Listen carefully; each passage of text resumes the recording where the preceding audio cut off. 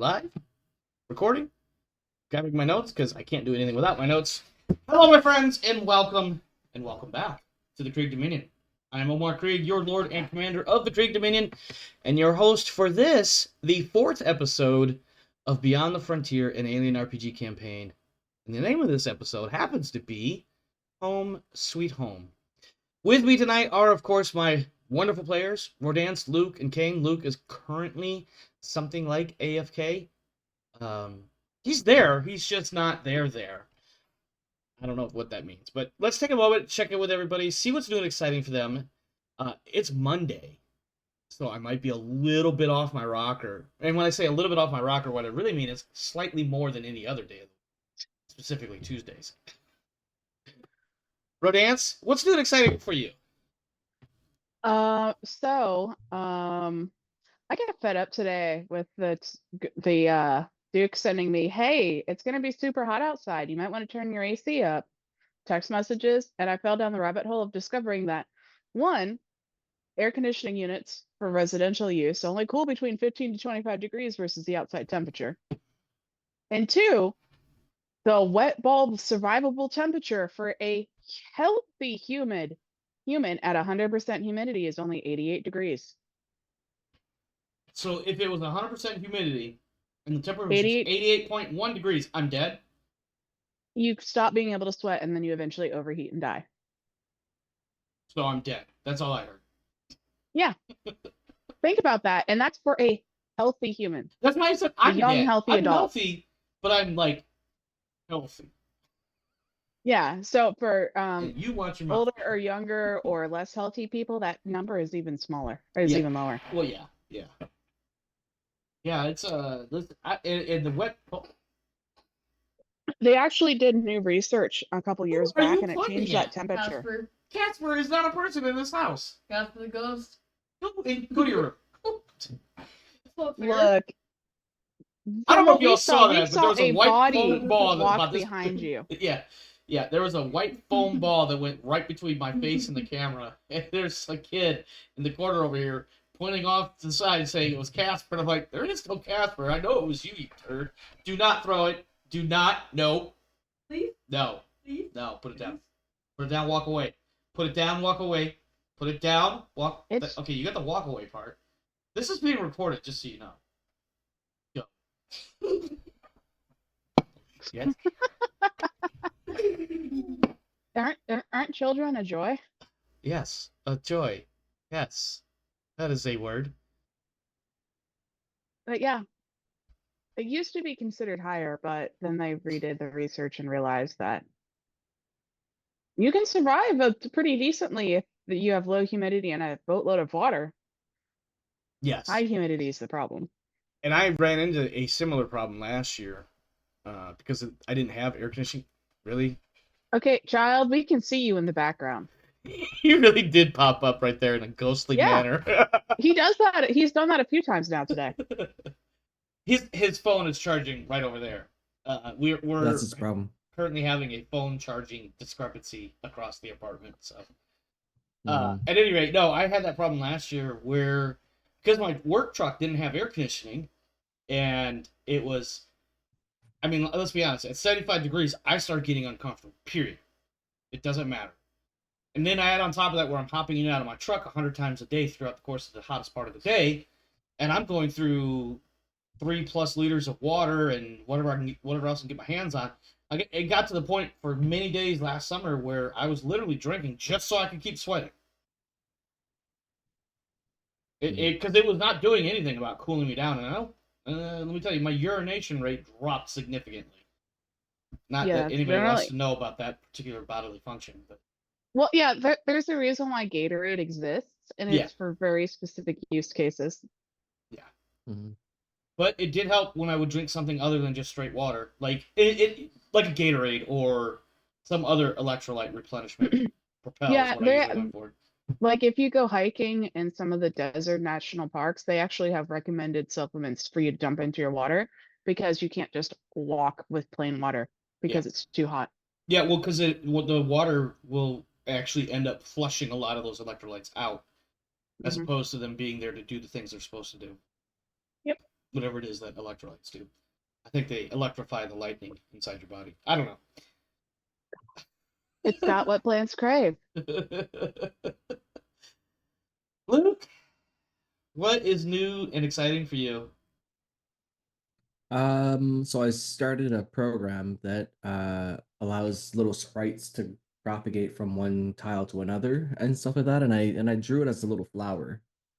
So it's like little flowers growing in areas and stuff like that. It's really neat. And Also sounds my very much like the stepdaughter. replicators from SG1, but I please continue. Hmm. So my stepdaughter comes over and she's like, "What are you doing?" And I'm like, "Well, I'm doing this." And she's like, "That's a waste of time." I'm like, oh, "Okay, cool, okay." So try it later. And she's like, "Okay, whatever." So she leaves, and then I make a way to you can click on the flower and it disappears, like if you picked it. And Okay. she comes back. She's like, "Okay, what are you doing now?" I'm like, "Oh, well, if you click on it, it disappears and it keeps growing and kind of accelerating." And so she started playing that, I guess, game. Yeah, yeah. Half an hour later, comes out of like this office, and she's like all zombie brained, like, "Oh my god, how long have I been playing that?"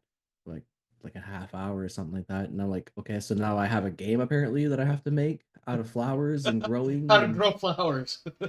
Yeah, I don't know. It's a whole thing. That's about pretty much the whole news that I have for the week. It took me 2 days to do that, and I've just been trying to think of like ways to make that into a small like little clicker game. Oh, what you do is so my suggestion, Yeah. and I don't know much. I am not a botanist, but let's assume that different flowers require different amounts of water over the same amount of time. So Okay. now you click on the mouse, or excuse me, click on the flower to get to water it, and then once it Okay. reaches a certain age or size or whatever, when you click on it that last time, you pick it because the flower is ready to harvest. And so now you have to Oh. keep watering it to keep more flowers coming. You have to keep watering it in order to keep the flowers growing. Okay. So you could start with like a little like 6 by 3 Yeah, garden, yeah. and then be like, okay, I'm gonna flower plant, and I'm gonna get the Just score water for the that, and then flowers, and eventually you have then like a huge yeah, grid. yeah. And then you have this gigantic hanging gardens of Babylon or whatever it was. Yeah, that's not bad. Actually, um that's all very doable. I was listen. You just assign certain values. Like each click of the mouse adds so much water, but some plants need more water, some plants need less water, and then ultimately, once you reach a certain cap, the flower is ready to be picked. And then Yeah, that's maybe when add you some get, weeds in there that you and pick then them. when you pick the flower, now you have a chance of instead of one flower regrowing in that spot later, it now has a chance of having two flowers.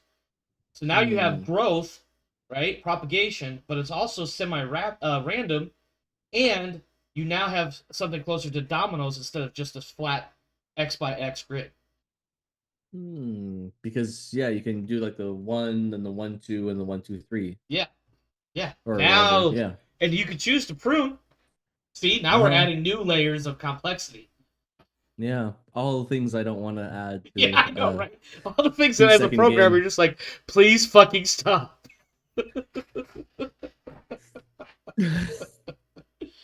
All right, so Well, it's all really fun. I let love me know when doing you have little a prototype, mechanics. okay? Yeah. I You got lo- one I week. love working on little things and stuff like that. So it's nice. And that's about pretty much my news for the week right there. I mean, I'm sure it's the funny part about trying to prototype something like that. This theoretically a very simplistic game, right? Mhm. But all the behind the scenes shit about programming it, setting it up to do everything the way you want to, can be so goddamn aggravating because it doesn't always quite work right. Yeah, there was a couple things that I scratched my head on. I was like, "What the hell am I doing?" And I had like a vision for it. I just wanted a flower to grow next to it and Yep. then continue to do that. Yeah. And I was like, "Okay." And then I added some randomness to it, some dying, some growing, and some wind seeding. I want to Yeah. add bumblebees, maybe. Oh, you get the bees in there. That's like level 5 complexity stuff. You get the bees in there now. You got cross Yeah. pollination. You've got genetic diversity going on. Mhm. Kane, And I before mean, we dive yeah, too much into how to grow a flower empire, what's new a and flower exciting for you? empire. Nothing. He's like nothing. In fact, I actually want to see this too. No, I mean, I'm still in my summer off. so I'm doing basically nothing but hanging out. So What I'm hearing is you now have a prototype tester, Luke. Just email your designs to Kane. nope, I don't do clicker games. They get pretty obsessive pretty fast, I find. That, and then like 5 minutes later, you're like, this is fucking dumb. I'm wasting my time here. The point where people start to transition into obsessive zombie brain, my irritation at repetitiveness just goes through the roof. So what So you're saying is if I can scratch that itch of, okay, this is absolutely a waste of time, then you can report that to me and I go, I succeeded. I guess so. And one of the things that I ran into as a problem for work is that I need to have some kind of variety going on. That's why I Mhm. really enjoyed outages and troubleshooting. Because it broke up the monotony of like preventative maintenance and stuff that just drove me absolutely fucking nuts. Yeah. Oh, you want me to go to the motor pool and PMCS this vehicle that has not moved in a week, but for some strange reason has a new oil leak that wasn't there last week, even though it hasn't moved this entire time, or even been on. My probably one of the biggest drivers for me to try to promote as early as I did was so I could make other people do the monotonous shit. I just couldn't do it anymore. The more I did it, the worse I was at it because I was so out of engagement on it. I was like, well, if I do really bad, then they'll give me some other stupid thing to do and I'll have achieved variety. Either way, I win. Yeah.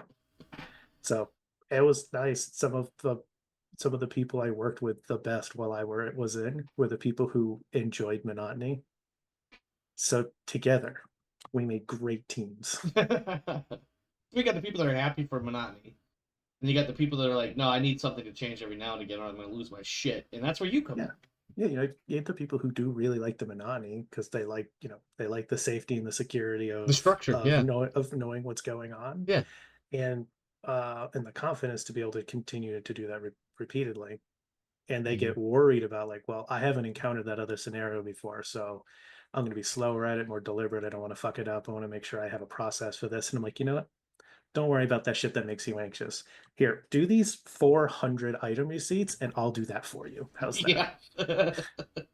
But what if you do it wrong and like the LT gets pissed? I'll deal with it. I don't fucking care. YOLO. My favorite was I had a guy who was working with me and we were trying to figure out how to update some like mid 80s software ourselves. He's like, somebody's talking if this particular diagnostic included this other thing, that'd be great, but it's not designed to do it. And the people who program this are all dead. So like, what are we gonna do? And I was like, well, let me see if I can figure it out. So I sat down and I dicked with it, and I accidentally like tanked out the entire diagnostic suite. Whoops. The guy sitting next to me was working with me was like, don't touch it. And I was like, nah. What's the worst that happens? Everything dies. And he was like, that right there. And I was like, yeah, but it's no biggie. Here, watch, check this out. And I just kept working on it. And then like 5 minutes later, someone was like, hey, this diagnostic's not working. And I was like, oh, does it work for anybody else? No. All right, I'll look into it, guys. Well, I was already working on it. So I pulled up some ancient texts. Ancient texts. I consulted with the Windows 98 Oracle standalone machine. You mean the paperclip? No, literally, like a Windows 98 machine with a proprietary. Yeah, no, I got you. I needed to make the joke. I'm sorry. And yeah, I reloaded all the old diagnostic stuff. Nobody knew how to do it. I just figured it out, and I wasn't stressed out at all. I was like, "This is fine. I can do this." The other guy was freaking, and I was like, "Dude, just like here, go through this number block, look up to see if somebody made a phone call to or from that number in the last 365 days, and if not, just delete it. Just go look up call records meaninglessly." It's on my task list. I don't want to do it. You clearly don't want to deal with the outage I caused, so I'll just fucking fix it. Don't worry about it. And we'll just put it down as a bullet that some catastrophic failure occurred, and he and I together we fixed it. We'll put that on our performance review. Okay. Yeah, there you go. There you go. All right. Well, I don't have anything new and exciting to report because I live. No, that's not true. Let me see. I started playing Dune Awakening last night, and it is an interesting take on the idea of the Dune universe because it is an alternate universe. I'm not going to go into particulars about it, but it is effectively an alternate universe. Somebody was told to do something, they didn't do it, but in this game, they did. And it leads to a chain of events that leads you to end up being where you are in the game. I think it's kind of cool, and I kind of want to play it some more just to dive more into it. It is a... if you know how Conan Exiles was, how you play that game, which is basically base building with a central theme of eventually escaping the land. This has a similar methodology where it's base building through the storyline. There's things to do. Base building with slavery and nudity. Not Yeah. that. What about So, dinosaurs? I mean, Conan Exiles is. Conan Exiles absolutely does. There's a lot of that. Yeah. A A lot lot of of crafting and both. nudity. How about Yeah, stone? that's why I said a lot of that, because I started to go with one, and I was like, no, actually, there's plenty of the other one, too. Because, in fact, you're encouraged to build a Wheel of Pain. Hmm. And let me tell you, there was one save I had where I created a significantly large guard force and equipped them with sufficient weapons and armor to do various things. Like, these guys would be the archers, these guys would be the meleeers, and some had lighter armor than others, because if you're an archer, you don't need plate armor. See, I found a so Jackbox style tactical RPG that just came out not too long ago, like a week or two ago, and it's a lot of fun. So you know how like Broken you have Arrow? this Sunderfolk. So you have like Okay. all the like the battle map and stuff and the narrator on the main screen, and then you use the cell phone app as like a remote control. Oh, okay. And it's actually a lot of fun. It's the same way if you were playing Jackbox games, but instead of party games, it's group tactical RPG-ness. It's all Okay. about positioning and stuff. Yeah. And yeah, I already have a copy of it, so if you ever want to play it, let me know, because you can just screen share and play. Interesting. It's actually a lot of fun. Well, speaking of playing, let's play our game. We're not going to do previously on because we're moving into the cold open. In fact, what we see is, of course, it's probably stock imagery or stock video at this point, where the ship sliding across the screen, panning of the camera to one angle, and we see a planet up ahead. What we see, of course, in this case, is a dusty, deserty, brownish, just think, ironically, something Dune deserty. Arrakis, Dune, desert planet. Except that's not what this is. This is Gorham's Colony, KOI 2650.01. You guys have woken up, so I'll give you guys a few minutes to do anything that you want to do that would be taking place, after you wake up, before you start getting into the actual mission. Let's just say, for the sake of argument, you're still several hours away from establishing orbit. Rodance, I do need that once a day thing from you. Go ahead and let's get the... Is Tavia Westcott being a playful player, or is she just gonna be a mopey mope? Yeah. I don't know why I went with those two options, but we all know what I'm talking about. Yep. Roll me some empathy. Oh! I failed. So my flowchart that doesn't exist except in my head says the next thing we do is figure out where Octavia Westcott is sleeping. Well, Where that's is only if you Octavia particularly want my sleeping? presence to do anything. Well. Otherwise, my character is just avoiding all of you and not doing anything. Okay. Well, pick a spot because I'm sure you'll come up at some point. Or is there a dice number that I roll to see where you are? Not necessarily found yet. Just this would be one of those where I roll the number and you withhold the information until it's necessary.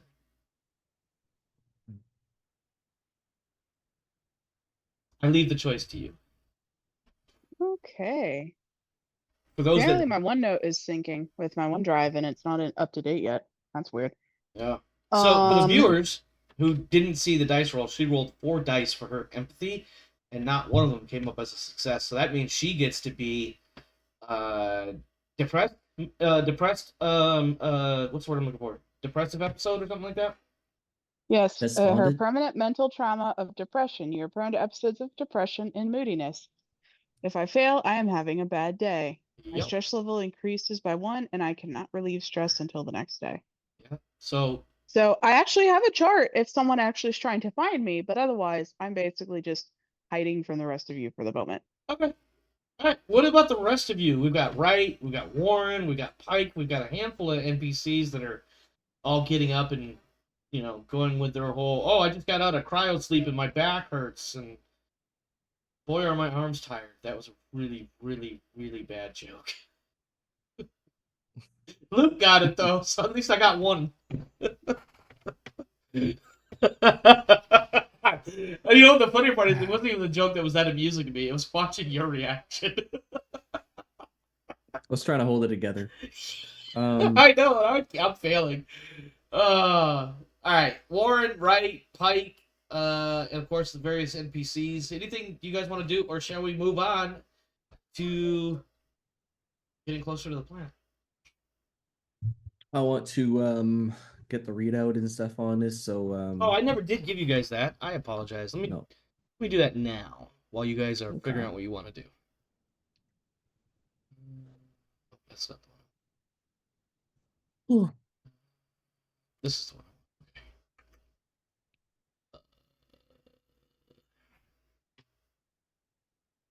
Oh, that's groovy.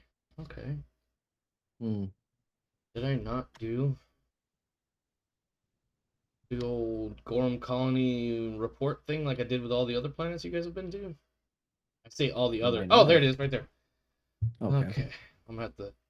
Definitely gonna have to clean this, but do that. We'll see. Go in here. Where is? Oh, right here.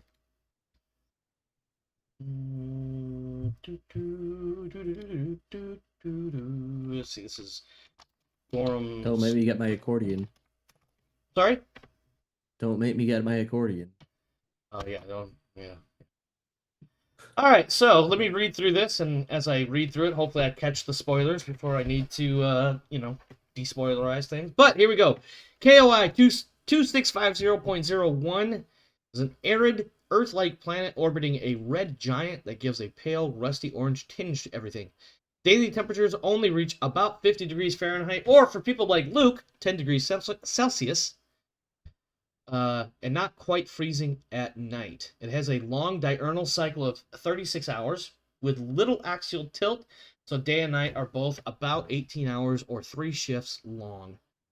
The storms swirl contaminated dust into the air. Anyone breathing it will suffer the effects of suffocation every turn or after any strenuous activity. There is a planetary map that you can look at on page... Ooh, I don't know if you can look at that page. Or more accurately, I don't know if you should look at that page. Would we? Yeah, I think that's deep in the GM section. Because that's where the individual missions are or whatever. So the parent star is, of course, a single red giant. The planet's position is first. There are a grand total of 5 gas giants, 3 rocky planets, 5 ice planets, 2 asteroid belts, and somewhere out there a partridge in a pear tree. The atmosphere is thin. The hydrosphere is arid. The day length is 36 hours. Orbital period 434 days. You do have some interesting aspects insofar as minerals and resources and all that stuff, but I'm going to clean out some of this information and then save it as a Word doc. I can just delete that paragraph. Everything else should be fine. All right, save as... Yes.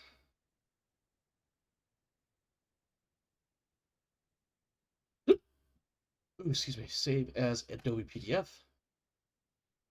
Because Luke has to be weird about things.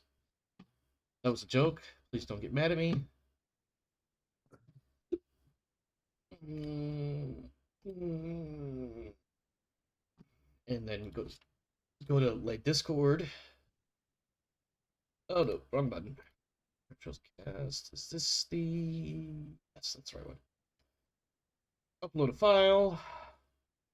Gorham's Colony PDF. Send. There you go. There's some information for you. Doesn't really tell you a whole lot. There's some information. So yeah, your initial scans will provide all that information. Nothing spectacular, special, significant, crazy. You do notice that for a planet that was supposed to have had something like 1 million or 2 million colonists 70 or 80 years ago, that there does not seem to be nearly as much radio traffic as one might expect. You're muted, Kane.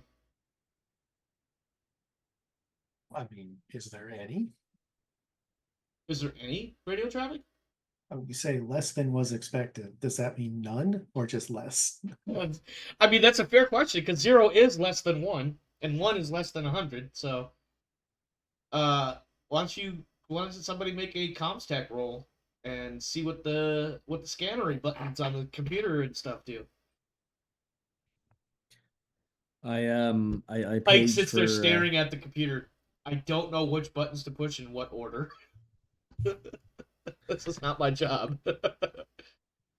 So I paged for Westcott. Okay. So Which of us? There's technically 30. Yeah, okay, that's a fair point. Octavia, Okay, I know you're obviously. just saying me, but And Finn is already up there flying the ship. Mm-hmm. You know, because even in space, you have to do the "I'm driving down a highway" thing. You got it. You got it. Even though you're just going in a straight fucking line. Yeah. Let's not talk about the inertial laws. Yeah. Go ahead. No, that was pretty much it. So Yeah, I do Westcott, not respond to Octavia? your initial page.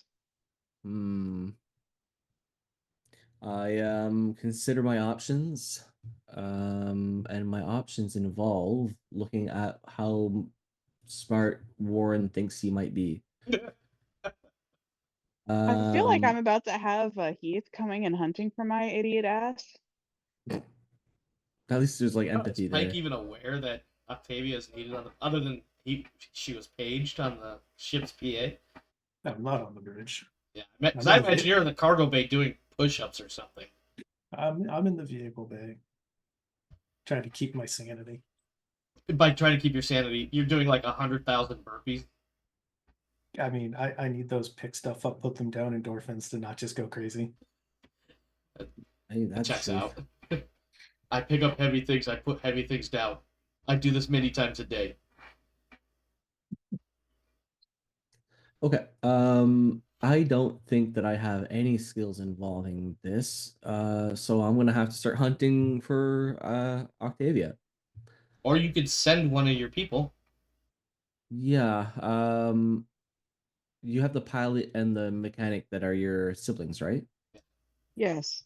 A pilot, Okay. a mechanic, because we have 2 of each. Yes.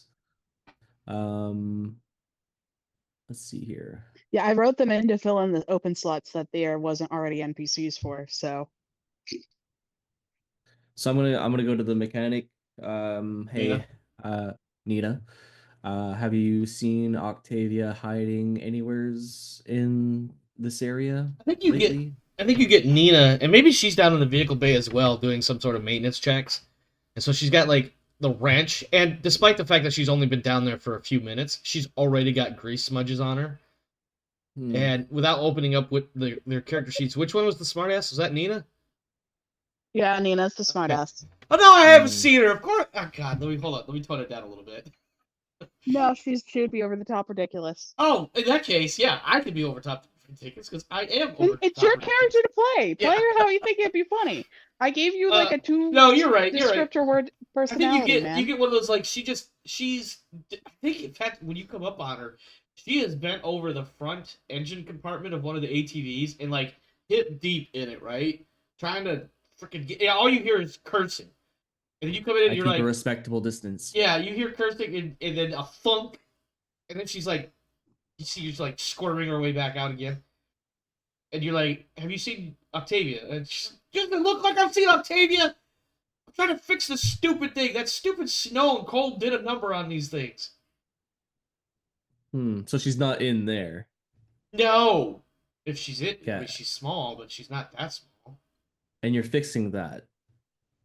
She looks at the wrench, and you get the impression that she's thinking about whether or not she wants to swing on you. And she's like, yeah, I'm fixing that. Is there anything else, Captain? Well, that'll be everything. There's a thud in the behind the conversation because it's the vehicle bay, right? Yeah. I did that on purpose if you didn't know. And if either of you turn to look at the thump, there's like a spare wheel for one of the 6x6s that's just laying on the deck, and Pike is gone. Pike is gone. I think Nita does one of those things. She leans around to look around the captain and be like, fucking Christ, I gotta put that back on now. Was it like spinning on itself a Yeah, little bit? I feel like that's amazing. Yeah, Yeah, it's rattling around still, and there's no Pike. He was doing squats with it, and he heard that Octavia was missing, so he put it down and just vanished to go look for her. Let's see here. So I suppose I would have guessed for that. So go ahead. You probably noticed Pike was in there when you first came in the vehicle bay, and now he's not noticeable. there. Yeah, he's a big guy. It's kind of hard to miss him. So He is an ATV. So it's an observation roll to narrow this down, or I believe that's what we did before. Yeah.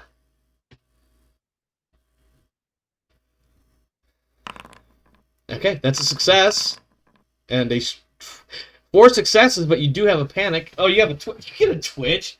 Oh my god. Sometimes the system just breaks. I think that's going to go I away think in relatively short order, so I'm not too worried about it. Yeah, I think you do get a little bit of a twitch. It's more of you're frustrated. Like, god damn it, why is she doing this shit now? Like, nothing's happened. I think maybe in your mind you're like, there just hasn't been enough stress or enough trauma to cause this now. Why is she not? You know what I'm saying? Does that mean my stress goes up too? I mean, I vanished. I don't think either of you would. Yeah, I think Not you would in would the have same noticed that zone. at all. Yeah, I think you're this fine. is in In fact what it is still get you, stressed. you're looking around, you can't find her right away, and you start getting frustrated with it. So Because of roll a course, D6. small brain. No. He's not frustrated over. I've got something already in his head for that, Okay. and he's not vocalizing it right now. Okay. So I have 4 successes to find you. Yeah, roll a D6. Hmm. I made a chart for where she might be, and I want to see what you would find her. Where Okay. do I find you? Under the cabinet, under the sink, in the galley.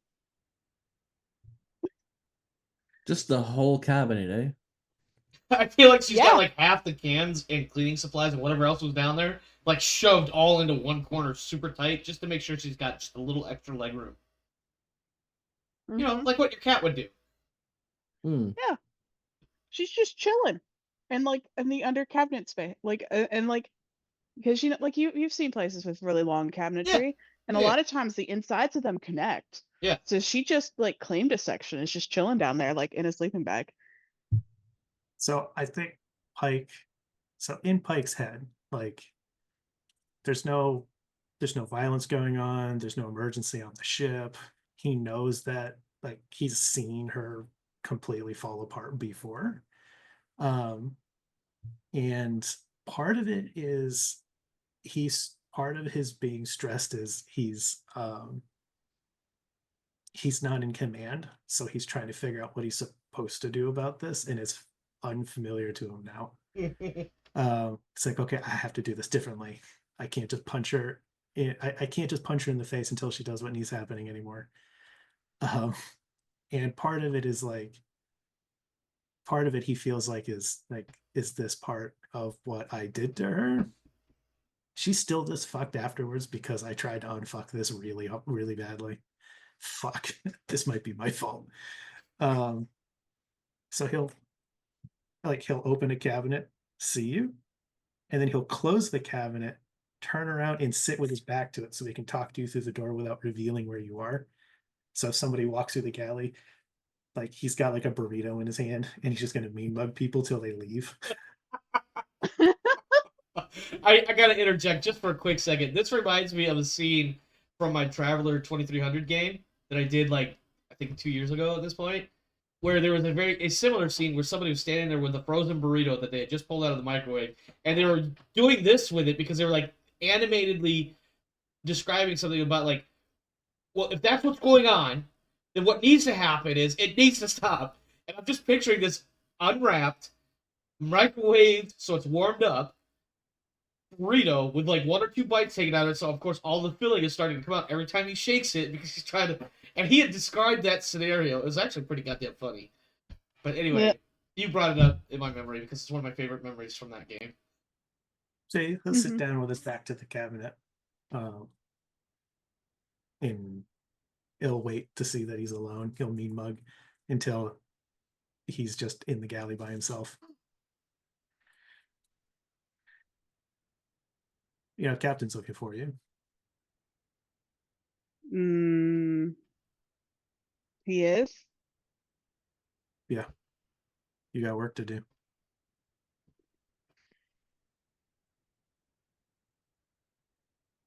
She is. She will poke her head out and go, "Actual work."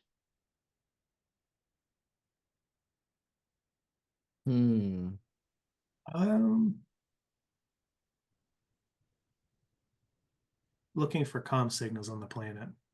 See if anybody's alive there.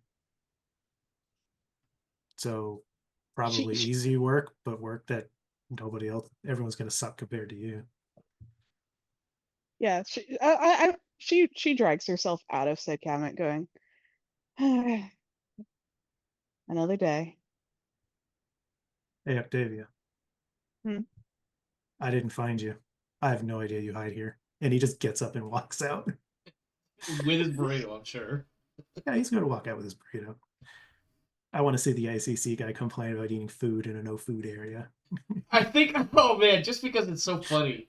I think you run into Tan Blatchman like literally 30 seconds later as you're munching on this burrito, walking through the hallway, probably on your way back to the vehicle bay, and he just stops and he's like, Callie's back that way. Please contain this your the food hill? consumption to the galley. Is this the hill? Hold on. I actually kind of want to make a roll here just to see if he catches that. Like, what is he talking about? Let's see. What would that be? That would be like, yeah, we'll just do observation. Nope. He just looks at you dumbly. Like, what are you talking about? The galley's back that way. That's where food's supposed to be eaten, not out here in the hallways. Is this the hill you want to die on? Are you threatening me, Master Jedi? He does not say Master Jedi. I can't help it. I can't help it. He takes another bite out of his burrito and says, "Are you threatening me?" Fuck no. That'd be suicide. And he just this is like the most overly dramatic huff, but you can tell it's like a sincere huff. Like he is absolutely flabbergasted right now. Doesn't know what to do or how to handle this situation. He's just I take advantage of his brain rebooting to figure out what the fuck he's supposed to do. I peel the wrapper down a bit more. I stick the entire rest of the burrito in my mouth, crinkle up the wrapper, and just keep walking down the hall. The best part is if you had taken that wrapper and just left it on the floor. Nah. I mean, I don't think he's capable of that. Let's be real. No, not a Marine with that kind of brainwashing. Yeah. But it's one of those like fuck off. But he stops the argument by just finishing eating it right there. Yeah, I mean, you can't argue. There's no food in the hallway now. No, I recognize fully what you just did. I think Tan Blatchman just spends another minute just standing there going, "What just happened?" And then just bucks off to wherever it is that he's supposed to be. All right. Is Octavia going back up to the flight deck? Bridge? Whatever she's making herself coffee first. Okay. Perfect. That gives us the opportunity, for everybody that is on the bridge, to to receive this message. If I can get my scroll thing to work I don't think correctly. are any of us on the bridge, or is it just NPCs? Warren and the NPCs. Well, I thought Warren was in the vehicle bay with Nina. Well, yeah, he did. I don't know. Where did Warren go after that? He would have either A, have tried to find Pike, or B, go to the uh, command deck to see if he can figure out how to use the computer to figure out some radio static. Okay. So I think he'd probably be on the deck. Okay. Yeah, I think a few minutes you're probably sitting at maybe at your station, and I like to think that the captain station could do any other stations, like can link to any other station and do their work remotely. If So it's not just a necessary. big chair in the middle of the room where I sit there saying Captain's log. No, I feel like you probably have your own actual station, or maybe you have one of those like telescoping things that pop up out of the seat. I don't know. I mean, look at the size of his console on the A deck map. It's huge. That's a big fucking console. Let me Bro, activate. you've got you have the room with all the TV screens you can't possibly look at. Yeah. It's just all right there in front Yeah, of he's got a point. He's got a point. So I think what happens is after you sit there for a few minutes and you're trying to figure out what you can do and how to do it best and figure out try to translate the information coming back, you notice that you have a message sitting in the buffer that's been there for several days now, originating from the Ileana. I pushed the giant play button. the button clearly marked play. I have another one. Hang on one second, guys. I've already had one today.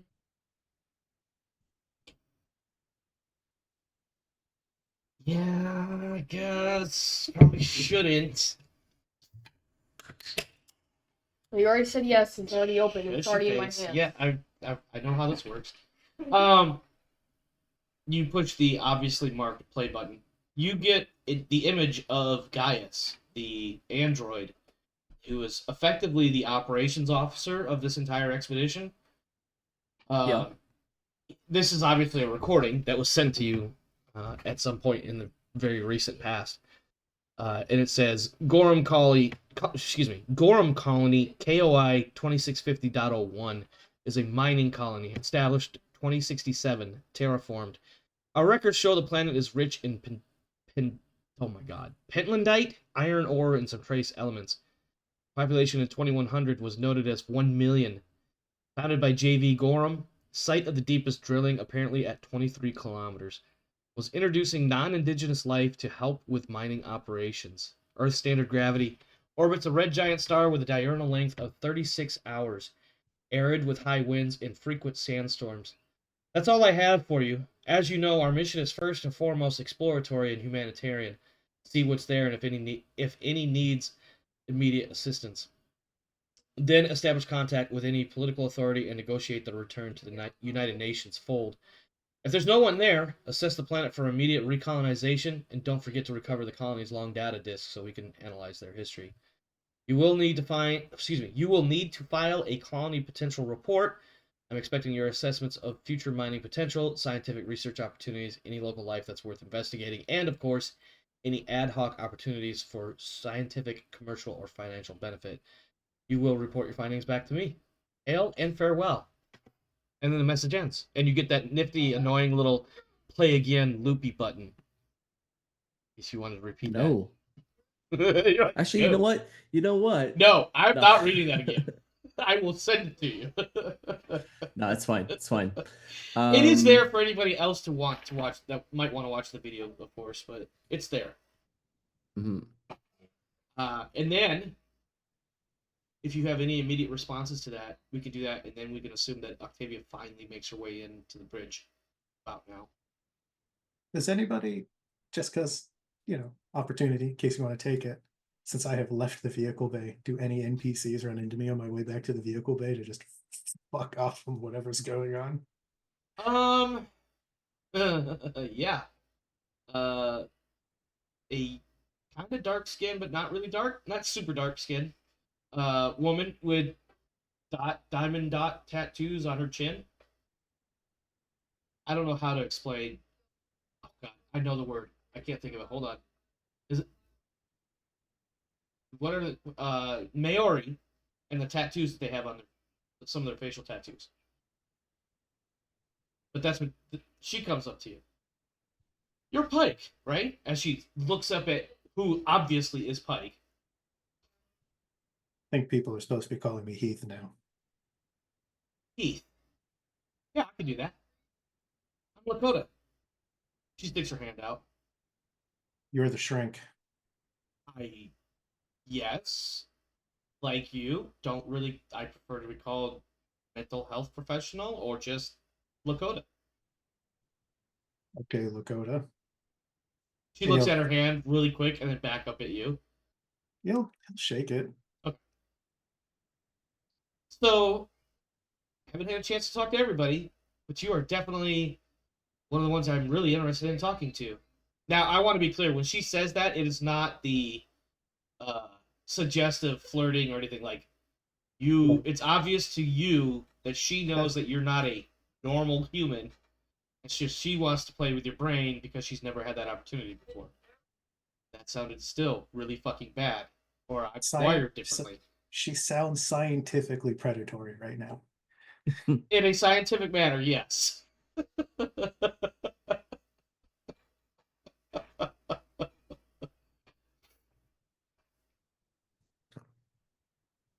I would love to have a sit down with you.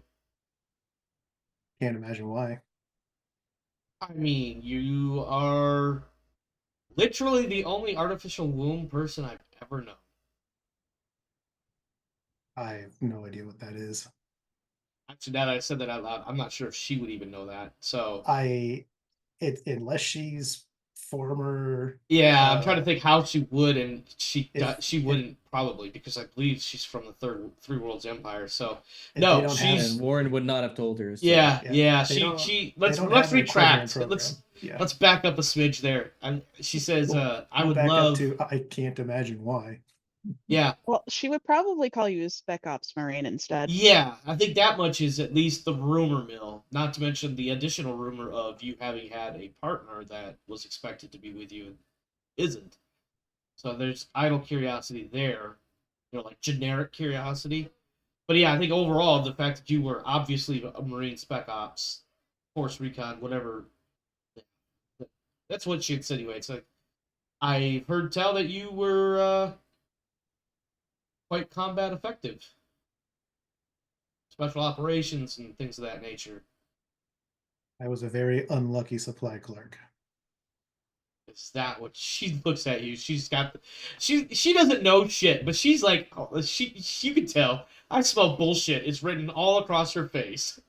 He's not expecting to be able to lie to her, but it doesn't mean he has to tell the truth. No, absolutely. Also, somebody has clearly watched the unit. I have. Yeah. Well, it's because their cover was they were a logistics unit. That's what he says. I was an incredibly unlucky supply clerk. Yeah. So when can we have that sit down? Wait, why do we need to do a sit down? I kind of need to establish a baseline for everybody of the crew. Haven't had a chance to meet most of them. Seems to be a lot of this hurry up and do things and then go on ice for days at a time. I reach over to the side to hit the conveniently located PA button. I say, Tan, you're needed between the bunk rooms. And I let go of the button. Wow! Oh my god, oh my god. Yeah, I think a moment later you get Tan comes back on the on the PA, and he's just like, what?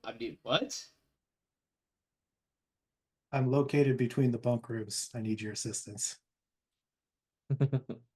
I don't know what to say. And he just hangs up or whatever, I guess. You hear that audible click when he releases the button. And about 5 minutes later, I imagine there's a little bit of like awkward small talk that means absolutely nothing. He comes in.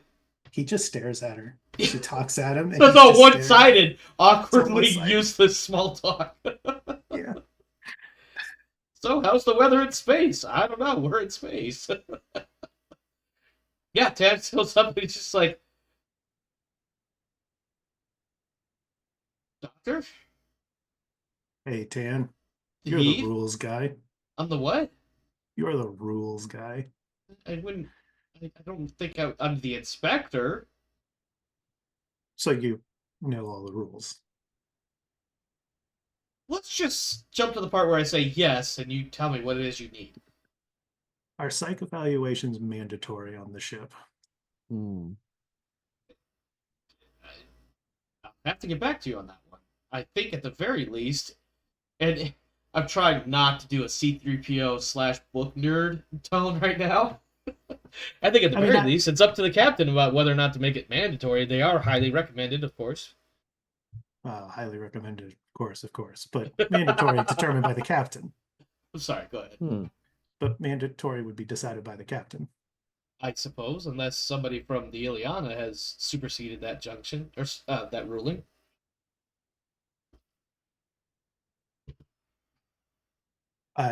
He gives Lakota a moment to interrupt with, but I have that right here. And if she doesn't say anything for like 5 seconds, he says, sounds like you can coordinate. He turns to her and says, sounds like that's something you need to coordinate with the captain. It does indeed. And she says that, I want to be clear, when she says that with the most genuine, like, sincere smile, but the tone of voice is, I'm not done with you. He makes a huge physical showing, like full body language of I'm not listening to your answer. Just turns I'm not listening to you. I'm not listening to you. He turns to Tan and says, "Thank you, Tan." And then he just like abruptly starts to walk out of the conversation. The camera shows you walking away, and it pans back to these two, and they just look. There's two people basically looking at it, going, "Fuck, I don't know." Just imagining the whiplash for Tan. And I leave. I go. I walk to the captain's office, his room, whatever. Right. I will give a knock. He's on the flight deck right now. Yeah. So I give a knock. I wait 30 seconds, and then I walk to the bridge. Okay. Scene, the bridge. Octavia shows up.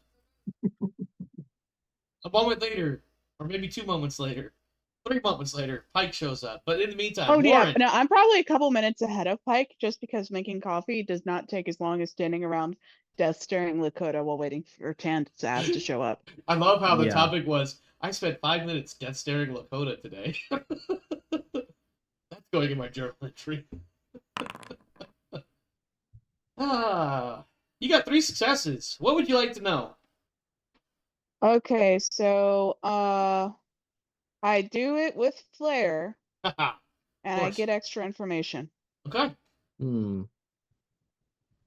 There is, let me double check my notes just to make sure I'm not missing anything. Look, there's people on this bridge. I'm basically doing the equivalent of showing off in the comms tech use scanners kind of way. Yeah. The usual performance I expect from Westcott. Yeah, of course. I like the idea that like the pilots are tracking a number of signals, and you sit down and you just like adjust something, and now there's like 4 more than there were before, and like, what the fuck? I didn't see those. What is this? I mean, Space 80s, it would probably be using short form and long form radio signals. So okay, so here's what you get.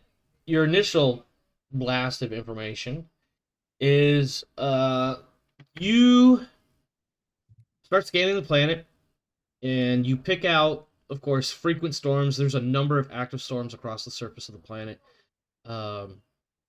You do make out the remains of isolated settlements across the planet's harsh, red-tinged landscape. All of them look industrial and mechanized: pipes, smokestacks, tanks and containers, dusty, etc., etc. You send out radio calls to try to hail anybody, and over time, you're not getting anything back. You get the handshake of active communications, just no actual response. Okay, lights are on, but nobody's home. Yep, and I will point out that there is a single radio signal. That was almost difficult to say.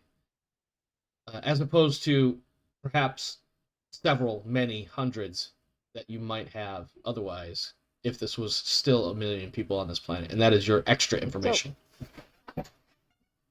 Do we have visuals yet of the planet, or are we too far out? You're getting some, and you are noticing that, it's clear that this was an industrial settlement. The numbers seem to have matched up. There's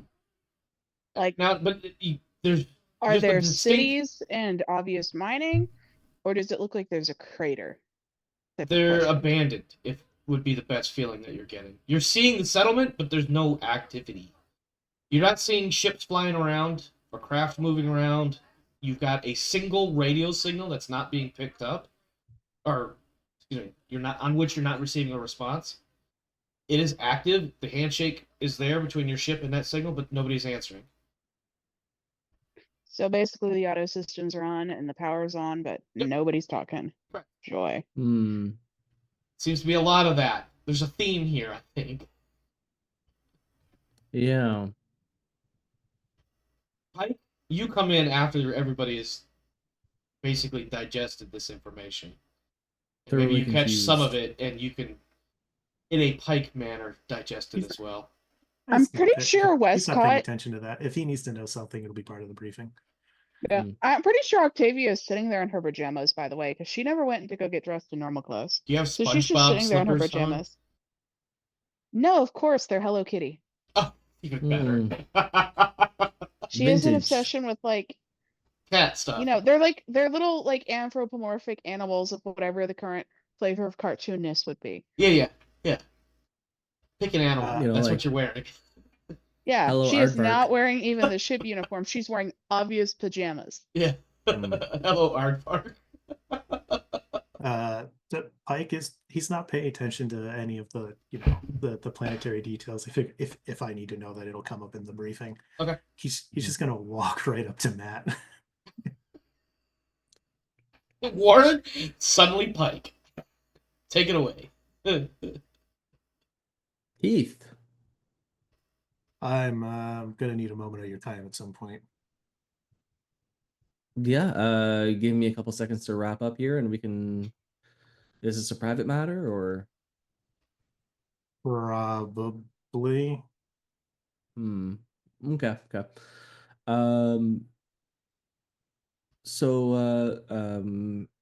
Octavia, you say that there's communications down there. We don't have any other way to get down, any other way to get any communications going. So I guess we can pretty much just wrap up. Yeah, the system's on. No one's home. Once again. Same thing as the other place. Okay. Yep. So Alright. it's going to take us several hours to continue flying the rest of the way there. So it's basically hurry up and wait until we're in orbit now. Okay. We'll have to have some downtime until then. Once he started talking to Octavia, Pike is dismissed himself to stand at the back of the bridge and wait there. Leaning So against the bulkhead. Yeah, I mean he's just staying out of he's staying out of Matt's way. He's doing random poses. That's his idle animation. He's picked up a binder so he can hold it like this and flex. Okay, so I go join Heath. Okay. So what can I do for you? Are we talking your office? Sure. Do I have an office? I mean, you have your own private room. It probably has your own Oh, yeah. skin stuff in there. Cabin. Admin office. Yeah. Yeah. Yeah, okay, cool. Let's go into the admin office. So finding our way down. Not that hard. All right. Scene start. Admin office. Got a couple issues. Yeah. I can understand. Care to dive into them? You've got a UPP military on board. Is he military or is he UPP? He wore the uniform at some point. Maybe he still Okay. does. I can look into that. Any kind of vibe you're getting from him? Trying to fit in at least. Hmm. But that's something a spy would do. Usually, The paranoia begins. the paranoia. um. Okay. Which one was it again? I should probably already know who it is. You would know it's Yeah. Doblins. Dobbins. Okay. Well, I mean, you wouldn't know, you wouldn't have known that he was UPP necessarily, unless He you was had. definitely rescue. Yeah, I mean, he's. It's obvious he has the Russian accent and everything else, but Mm-hmm. to, The way he carries himself, some of the stuff that he's wearing, it looks kind of old. It fits that that's his. Okay. All right. I can certainly have that looked into as soon as we have any contact with the Ileana. Um, because we need to know who's on our side and who's possibly destructive on the ship. Was there If if any you other details you just wanted to provide, or now if you decide that this is a UPP invasion of your ship, just let me know and the problem can go away. hmm. I feel like we can dock and figure that out. Was Your that the I only ship. thing love you how wanted to Pike talk is just about? like, I can make it go away. When really what you ought to do is, hey, anybody want to do a crew swap? Mm-hmm. Mm-hmm. Uh, Might yeah, happen. it's your ship. You let me know if you want me to do something about it. Thank you for respecting that. Anything else I can help you with today? Lakota, Lakota, the shrink. the shrink. I asked Tan, and apparently whether or not psychovals are mandatory are up to you. Hmm. Well, they're currently not mandatory as people have been cleared to get on this ship in the first place. However, certain um, deteriorating aspects can cause her to take some superseding steps. I'm not really fully understanding of what her interests are. However, if she wants to talk to you, which I assume is the issue here, Yes, you don't need to talk to her yet, or at all, really, for the matter. it would be bad for all of us if she learned about me. Yeah. Um, I might I have mean, retirement paperwork in the Corps, but I don't exist. you certainly exist in some sense. What did you tell her when she asked you about all of this? I called Tan over to ask whether or not it was a company policy that I had to do it. And he said it was up That's to what that you. was? Okay. And let's see. She does know that we work together, Okay. as I'm ex-military and also with Westcott being part of the crew too, and right, Alita being also part of the crew also. To which capacity we've kept that under pretty well wraps. So if you don't have the initiative to talk to her, then don't worry about it. Yeah. I told she tried to assume my job. I told her I was a very unlucky supply clerk. Unlucky supply, Kirk. Hmm. All right. Well, I I'm gonna mean, have to figure that out. I'm not a particularly gifted liar, and she's a shrink, but it's not the Yeah. truth. So fuck it. Nothing in the Yep. rules says I'm not allowed to lie. We're not under military orders anymore. I do understand where you're coming from. Uh, Being dishonest, however, is another human-ish dilemma that we have to all deal with. Um, Well, as for the UPP, I'm not going to lie to you. That's the only no. honesty that matters, right? Well, as long as I have you in my corner, I'm not too concerned. As far as the UPP is concerned, we both learned in our conflicts before that they were maybe not the ultimate bad guy. Not saying that I'm a sympathizer or anything like that, but I don't believe they're gonna have any spies yet. But we're gonna look into that. Okay. Okay. All right. So I'm gonna focus on that for the next couple trips. and hopefully we get some resolutions. Uh, was there anything else you wanted to touch on? Do you think Tan's gonna narc? 10 needs to talk to me before he goes anywhere, I hope. I think I'm gonna have a conversation Camera with cuts him. to Tan, who is already filing a report. Yeah. So I'm gonna have to have a conversation with him at some point. I know I covered for you last time. We'll just have to see what happens in the next day or so. So I'm gonna have to put on my pants here, not around my neck, and What a callback. You know, yeah. she did tell me I should send you a scarf as a gift. Mm. She Right she's now, there's an lovely. audience member going, "Wait, what? Who? What's she? Who is he talking about?" All right. I think like we need to go back to the I need to go back to the deck, and then I'll have a conversation with Tan as soon as possible. So do you want to do that, Omar? Yeah, Tan is maybe Tan is at the ICC station on the flight deck when you get up there. Okay. I mean, Heath's parting words are, if there's anything you need me to know or anything you need done, just let me know. Any, And he does not say that at all menacingly. I mean, No. not And to does him. not give Warren any anxiety whatsoever about that. Yeah, I think when you All come right, back up on the bridge, Tan is already in his spot at the ICC station there, and he looks like he's filing off some paperwork or something. Mm-hmm. Hey, Tan. Do you mind coming to the office? I just wanted to have a conversation and touch base with what we were discussing earlier. Sure. Let me wrap this up. I'll be there. Give me like 5 minutes. Okay. So I'll present myself over to the office and wait for him, I guess. Yeah.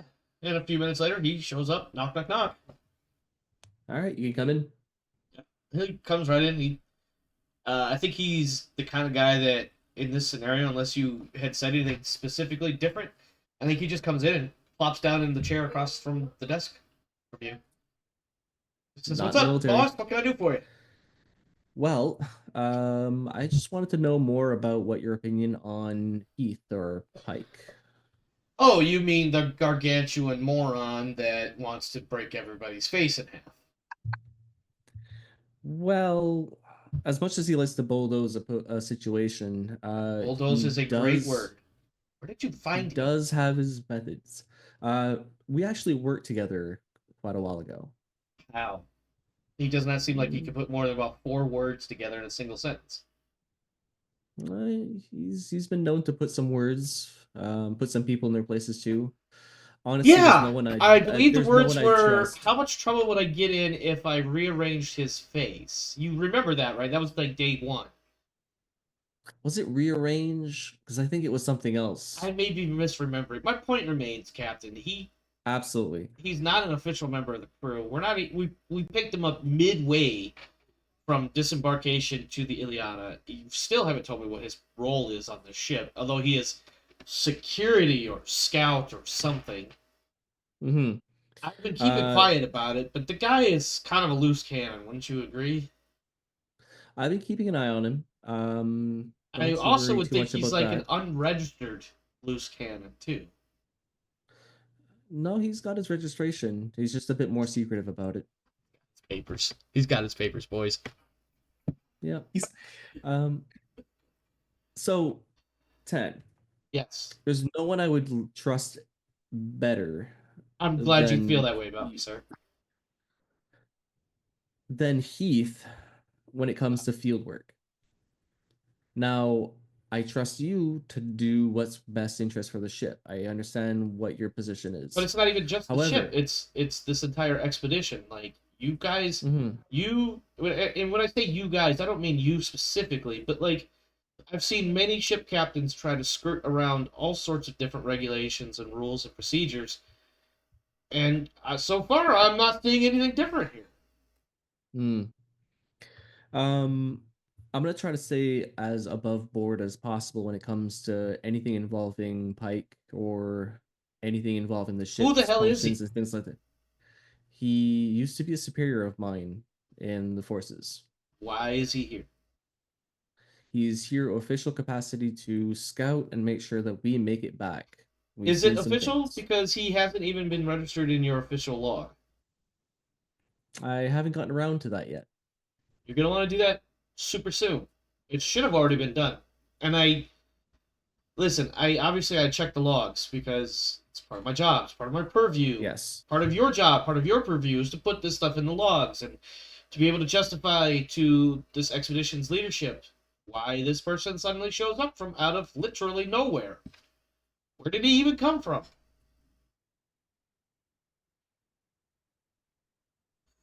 I don't know what Rodance just said, but it has to be hilarious. Yeah, she was muted. No, Yeah, she was I'm muted. just like, it's the same place as the rest of us. Yeah, but remember, to Tam, he was never on the ship's manifest.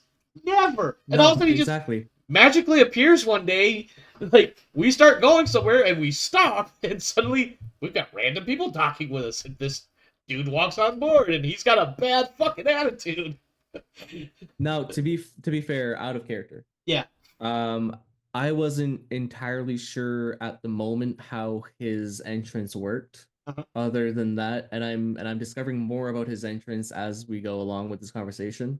So like the Cliff's Notes, as far as I understand, is I don't exist because Yeah, I don't have a regular birth record or citizen. Like, I don't have regular tax records, No. and I had my year off, so I paid Everything cash. Yeah, I paid cash for a crew that was willing to transport an undocumented person to specified coordinates in space to meet you to get dropped off. Yeah. It was Yeah. very So, much it was clandestine probably in nature. It was probably a pretty sketchy looking ship we docked with. Yeah. Oh yeah. And here's Yeah. what is amounting to Customs and Border Patrol going, what the fuck?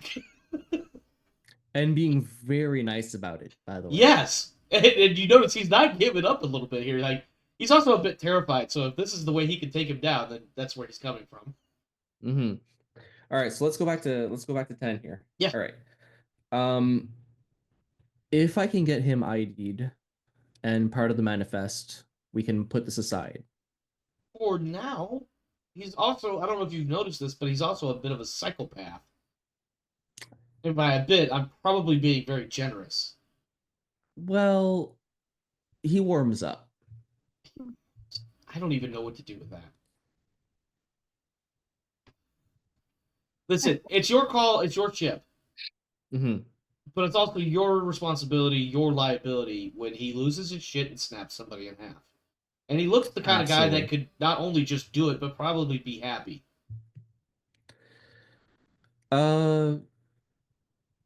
Yeah, we'll have to leave it at that for now. Yeah, I don't want to explore that. So no. But the point is he's doing very well, I believe, under the circumstances he's been put under. You saw what he did to Wright when she made that mistake back on that last drop, right? What, get her to dig out a... Yeah, well, it was a little bit more than that. He was very intimidating when he did it. I don't know if she was going to cry, but there was definitely a look that went over her face. After having a conversation with Alita, I believe she was more concerned about having almost crashed that thing twice in one afternoon. I suppose that's one way. Maybe I misread it. Maybe I'm a bit biased. The guy is... Listen, it's your call, Cap. Mm-hmm. Until you understand. outlandishly and blatantly and intentionally break a law, I can only push so far. The rules get a little murky when it's somebody else's ship. But I can say Thank you for this. understanding. I don't like him. He doesn't need to be here. He probably should not be here. And I'm terrified of him and of what he could do to any one of us if he just wakes up angry one day. But get him out on our ship's roster, make it official with Gaius, and I think we'll be okay. At least until he fucks up. When I want to be clear, that's not an if, that's a when. Understood. We still have one landing left before we recoup with the Ileana. Yes. By then, we should have everything And all set he up. looks at his watch and says, I think that will be happening in about 6 hours. Also known as plot time. Perfect. Is there anything All else? right. Well, thank you for meeting me, and I You're the hope boss. that you do good job here. So keep it up. I certainly try, and you guys challenge me the whole way. And he kind of, like, not in a arrogant or rude sort of way, but he definitely gets up and does a little salute thing and kind of walks off. I think he understands that it was implied that he was dismissed, even though maybe he jumped the gun a little bit. But he definitely was trying to get the last word in. He can. He's allowed. Because I know that you Wouldn't- don't have to get the last word in order to win. So, I like No. the idea, especially So- if Matt's gonna stay in his office for another minute or two after Tan leaves. You just show up Okay. back in there.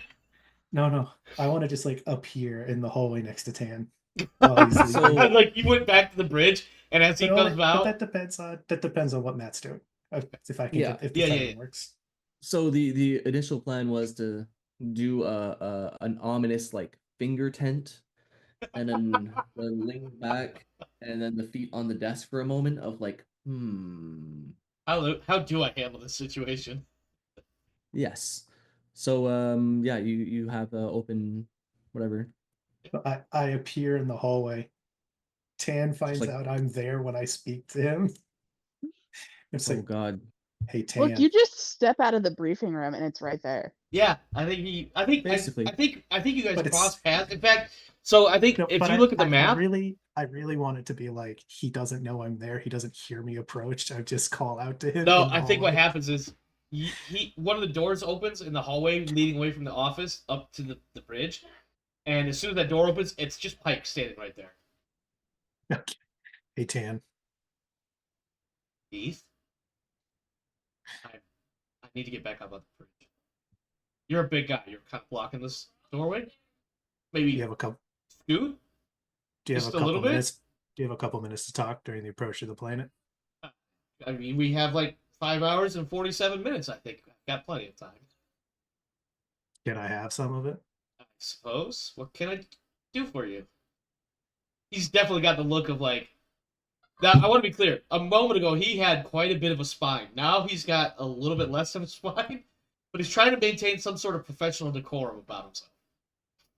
But we're right next to the briefing room. We can talk in there. Sure. After you. You duck out real fast if I have to. He does Yeah, not say that. Yeah. I walk into the briefing room. Yeah, he follows in behind you. Sticks pretty close to the door, though. Leans back against the wall. It looks like he's trying to pass off a cool, calm, confident moment, but it's his eyes are giving him away. I think he's gonna sit down in one of the chairs and just Okay. like turn the chair to face wherever it is he's standing to be Yeah. like, look, I'm adding extra time to reach you. We call this posturing, but please go ahead. And he says, I know you don't like me. It's that obvious, huh? He's I'm- got that asshole smirk on his face right now. I'm used to most people not liking me. I can't imagine why. I think somebody somebody described me as an acquired taste. I'm not exactly sure what that means though. I don't know what that means either. Well, I'm sure you got stuff to do, so I won't waste your time. I was I wondering if got, you were going to get to it. I got a contract from the captain to sign, and I've signed it. Okay. And it mentioned following specific rules and guidelines, which are not outlined in their entirety in the contract. Correct. That would be in the employee's handbook. Which Right. In that contract, I'm pretty sure it mentions something, something, something, pages such and such to such and such of some document. And that's what he's referring to. I'm trying to do right by the captain. I don't have a copy of that book. If I'm going to be able to follow it, I need to be able to read it. Do you have one? I think he takes a moment to lord it over you. and he just locks eyes with you for a moment, and then very deliberately and not in a rush opens up like his coveralls top or something and reaches into like an internal pocket, and he pulls out the Aliens Universe version of a thumb drive, and he gives it to you because of course he has a spare on him. He's the ICC guy. He beat that nerd. Yeah. He says, "Here." He don't got a need it little back. pocket protector in his inner pocket full of Yeah. little spare thumb drives with that bloody fucking handbook. Yeah. Well, not only that, but I'm sure there's like, there's like so in my FedEx truck, I have to have a copy of this book. It's about this big, about that thick. It's orange, and it's all about hazmat. I imagine he's got one of those in whatever version it might need to be for this universe. He's probably got some other sorts of like rules and the ICC Department of Transportation expectations and safety violations manual and all this shit. So he's probably got like a whole handful of these little thumb drive things in his pockets. Did he say he does need this back? No. does? He says, "No, I don't need this back. Keep it for yourself." I've in the Corps, I've worked with plenty of people that I did not like or didn't like me, and we still got stuff done together. That's what I'm expecting here. Sure. Listen, I'm not going to try to figure out what the fuck you're doing here. I have one job: to not cross-contaminate shit in the most bluntest of terms. Help me keep that standard. We'll probably be okay. I don't like you. In fact, I'm terrified of you. But Most people are. if we remember that cross-contamination is bad, I think we'll be okay. I think you get the impression that he's like intentionally trying to use small words. There's a little bit of a condescending tone, but it's also like from a position of authority. And I don't know if you guys can hear my son giggling in the background. It's fucking hilarious. So Pike he nods and says, "I'm not going to pretend to tell you how to do your job. I don't expect you to pretend to tell me how to do mine. We don't have. Not we even don't sure need what to- your job is, so. No. As far as the captain has told me, my job is to scout and make sure people can come back alive. And as much as you don't know me or like me, I have a pretty good track record at both of those things. Suppose since I don't know where you even come from, that I will have to take your word for it. Anybody else on this ship, I can get that information. Except you. I don't know why that is. Other than the fact that you joined us, for all intents and purposes, mid-mission. Can't answer those questions. Either can I. And that's a problem. That's one I'll deal with the captain. And I want to be clear. When he says that's, whatever he says about the captain, I've already forgotten what exactly I just said. There's a tone of, like, ominous tone to it, almost. And for the viewer in the audience watching this on TV, like, the lights go down slightly, and there's an underscore in the background music. I just wanted a little extra drama in there. I'm sorry. Yeah, Pike stands up and walks over to him with a hand extended. Yeah, he watches you get up first off, and there's a look of like, oh shit. I think you see he kind of starts to push off the wall that he's been leaning against, and maybe starting to kind of turn/lean towards the doorway, and then he realizes that you're just coming up to shake his hand, and he's just like, okay, I can shake your hand. What I can give you my word on is that I will do my best to cause you as little trouble with your job as I can, and know that my loyalty is to the captain. Absolutely. Okay. Anything else you want to know or get guarantees about, you'll have to talk to him. I will. And when he shakes your hand, he grabs your hand with both of his. I squeeze enough to hurt his hand, but I'm not trying to break anything. Yeah, no, I expected that. He expected that. I need you to understand the subtle. Listen, if this was a guy eating an orange, that would also be a clue that you would recognize. Yeah.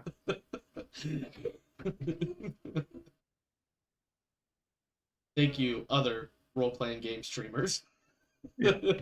for how to play evil characters. Anyway, yeah. I think eventually. I think eventually we might actually like each other. And then he lets Don't go of the think so. handshake. He lets go of the handshake and he makes to just walk out.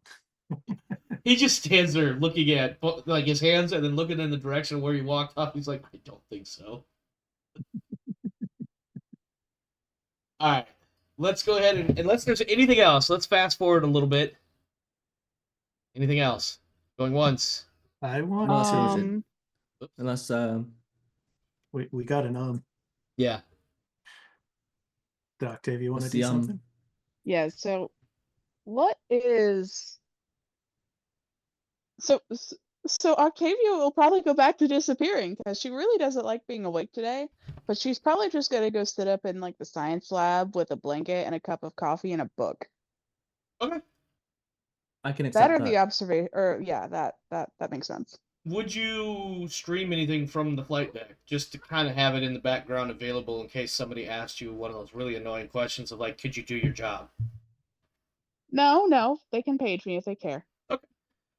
No streaming. In fact, if you need me, you come get me. Yep. That's all I heard. If you're awake and in the science lab, I get to pay you. So All right. Anybody else have anything else before we move on? I would like to go find Amir. Amir, Hamida, Check on Amir. her. Yeah, I think you see her. Let's see. She is probably in. Let me see. Where's the closest I'll be thing for right like back. her work area? I think you see her. Actually, I think she's down in the vehicle bay going over some of the loads. Like not necessarily the vehicle that Nina was working on, but just checking to make sure that things are secured, things are tied down. You know, almost like a pre-operations check sort of deal.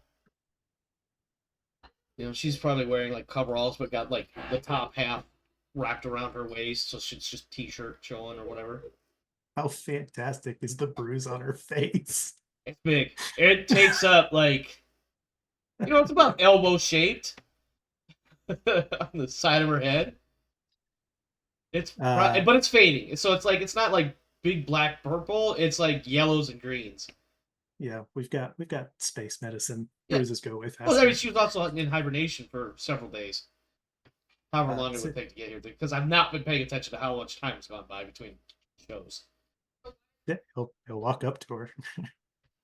He's just, you see her, she's like kind of shoving on something. It's not really giving. She's like, I ain't going nowhere. Slap. Oh, hey. What's going on? How's your face? It's pretty colors, rainbow almost. Missed it Nothing- yesterday. Oh no, it would have been yesterday. Damn it! I can't go with a better line because you guys would have been in bed still. I mean, it relative yesterday, right? Yeah, it was pretty solid black throughout most of this yesterday. Well, before we went under. Thanks for that, by the way. I didn't want to fracture anything. I tried to pull it. Nothing fractured, right? Because I got the lightning reflexes, Chief. I don't know if she'd actually say Chief. She's British. Yeah, you're. Governor. There you go. Well, you were definitely quick. Not quick enough. Let me point Um, this right here again. Yeah, well, you're pretty fast. I just maybe you assumed I was slower. You'll know better next time. Oh yeah. Next time I'm taking you from behind. Good luck. If you could take it, you earn it. I'm gonna get that tattooed when I do it. You know that, right? All right. I think I'm gonna put it right here. Do you want any help with any of this? No, I'm pretty much done. I honestly, I'm just kind of killing time. We've got like, I don't know, 5 hours or some shit to get there. I'm bored, and I don't really want to do anything. So we're gonna just give a good checklist, check out, and go grab some coffee or something. So I figure out something better to do. If you want to grab coffee, I got some questions. Sure, let's go get some coffee. How much have you worked with Tan before? Never. It's the first time I met him was on this ship. Hmm. You? Do you know him? He seems like he's got a stick up his ass about something. I think he's trying to figure out how to mess with me without me knowing. I think he's afraid I'm going to kill him. I mean, I've heard it from one of the mechanics. You gave him a pretty solid scare when you first showed up. He was trying to fuck with my private property. And he was also trying to do his job, from what I heard. So he's not security. I love how your response is like, so? Yeah, he says, so he's not security. It's not his fucking business. There's a little bit of overlap there. What comes on the ship in general, he gets to check out. That true? Quarantine, contamination, segregation. I don't know. There's a phrase in there somewhere. I can't remember all of it. I thought that was going to be entirely you. Well, we're part of that, and it's his job to make sure that everything checks out. So if something comes onto the ship, let's say a rock from another planet, gotta make sure there's no little bugs on it, or even smaller things. And we do that part, and maybe the science gets involved, but at the end of the day, it's Tam that checks off on it. Does that make sense to you? I want you to also imagine she's saying this in a British accent, because I can't do it. So you do your job, and then he tells you whether or not he's satisfied with your job. It's an interesting way to put it, but more or less. I'm a simple guy. I like simple rules. I mean, it's not like he's in charge of me, but there's requirements and regulations, and he makes sure we check all the blocks. Yeah, and he holds up the disk drive. So I got some shit to read up on. Try not to be as much of a problem. It's pretty dry. That thing that you're about to read. I'm unfortunately used to reading lots of dry bullshit. But it's also pretty standard. It's be kind to one another. Don't add to or take away from, it's pretty typical stuff. You're kidding. Be kind to each other is some fucking regulation. I would imagine that in just about every employee's handbook, there are a number of lines that can be summarized with those few words right there. Does she say that? Yeah. He just rolls his eyes and he's like, I think she's trying to give you like the grunts kind of version. Like, I mean, if you take a safety brief and apply it to virtually anything, you've probably covered 90% of what you need to cover for any situation. So yeah, it's like, be kind to each other, don't add to, don't take away from. You can tell she's giving you the militarized humor version of all this. Yeah. I mean, Cliff's notes. Like, Mm-hmm. What are, just like top no shit, don't do these things in order to make sure that nobody on the ship gets in trouble. Well, the obvious ones, don't kill each other. Don't kill anything out there unless you absolutely have to. Self-defense is always arguable, so think before you shoot, if you have to shoot. When you find something, there's a number of things that have to be done in order to make sure it's safe to be brought aboard, make sure people know about it. There's a fuck ton of paperwork that has to be done for just about everything we do. And at the end of the day, it's the captain's call. Well, as long as his call coincides with the mandates of this mission, chances are pretty good we can get away with just about anything. Well, not literally, but quite a bit. Well, I'm pretty intimately aware of how the captain makes decisions under pressure, so I've got no problems there. Yeah, you guys kick some of the same dirt on some of the same dumb planets together, is what I've heard. Yeah, we did. You and that mopey one, Octavia. Yeah, careful. Okay, fine. That mopey is damage. Yeah. It seems like it's kind of hit or miss. Some days she's here, and some days she's not. That's fair. try to make sure try to make sure that she still gets her stuff done. Yeah, we're gonna need that. You We're know. out here in the back end of. We're not even in the back end. We're just out here in the middle of fucking nowhere. We kind of need everybody to do their shit. And Yeah, as much for as Tam sure. is an annoyance, he has a pretty important position. Basically, he's a safety net. We fuck up, it's on Tam to catch it. Hmm. We skip a step, it's on Tam. As long as things aren't personal, I don't have a problem with him. Okay, he's not exactly the most human of humans, but he is human. Yeah, I've been described that way too.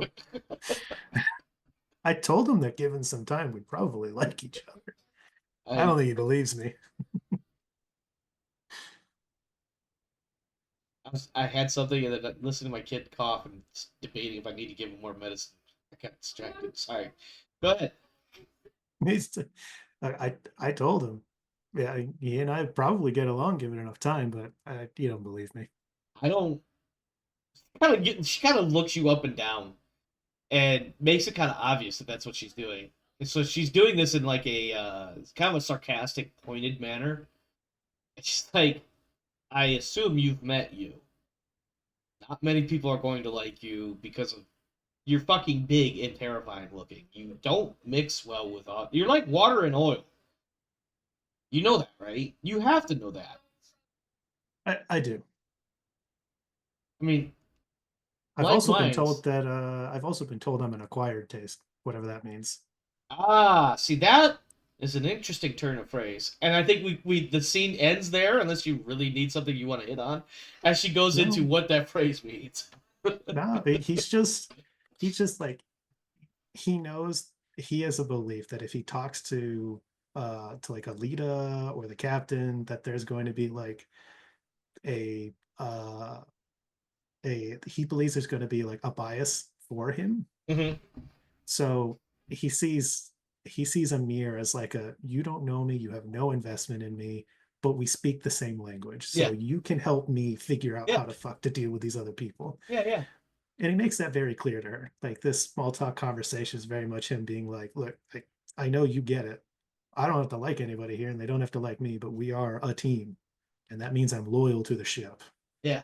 I think throughout your conversation, well, the conversations you've had thus far, even, you've found a kindred spirit of sorts, and you easily can pick up on the feeling that if you come to her to basically some sort of cultural interpreter sort of thing, that she's got you. Yeah. He's I mean, he's looking to make a friend here with somebody who gets him. So Yeah. So that can be the, we talk for the next couple hours and hang out. Oh yeah, absolutely. Like, there's a Star Wars scene wipe or screen Yeah. wipe right there, and she goes, "Well, that's an interesting turn of phrase," and it.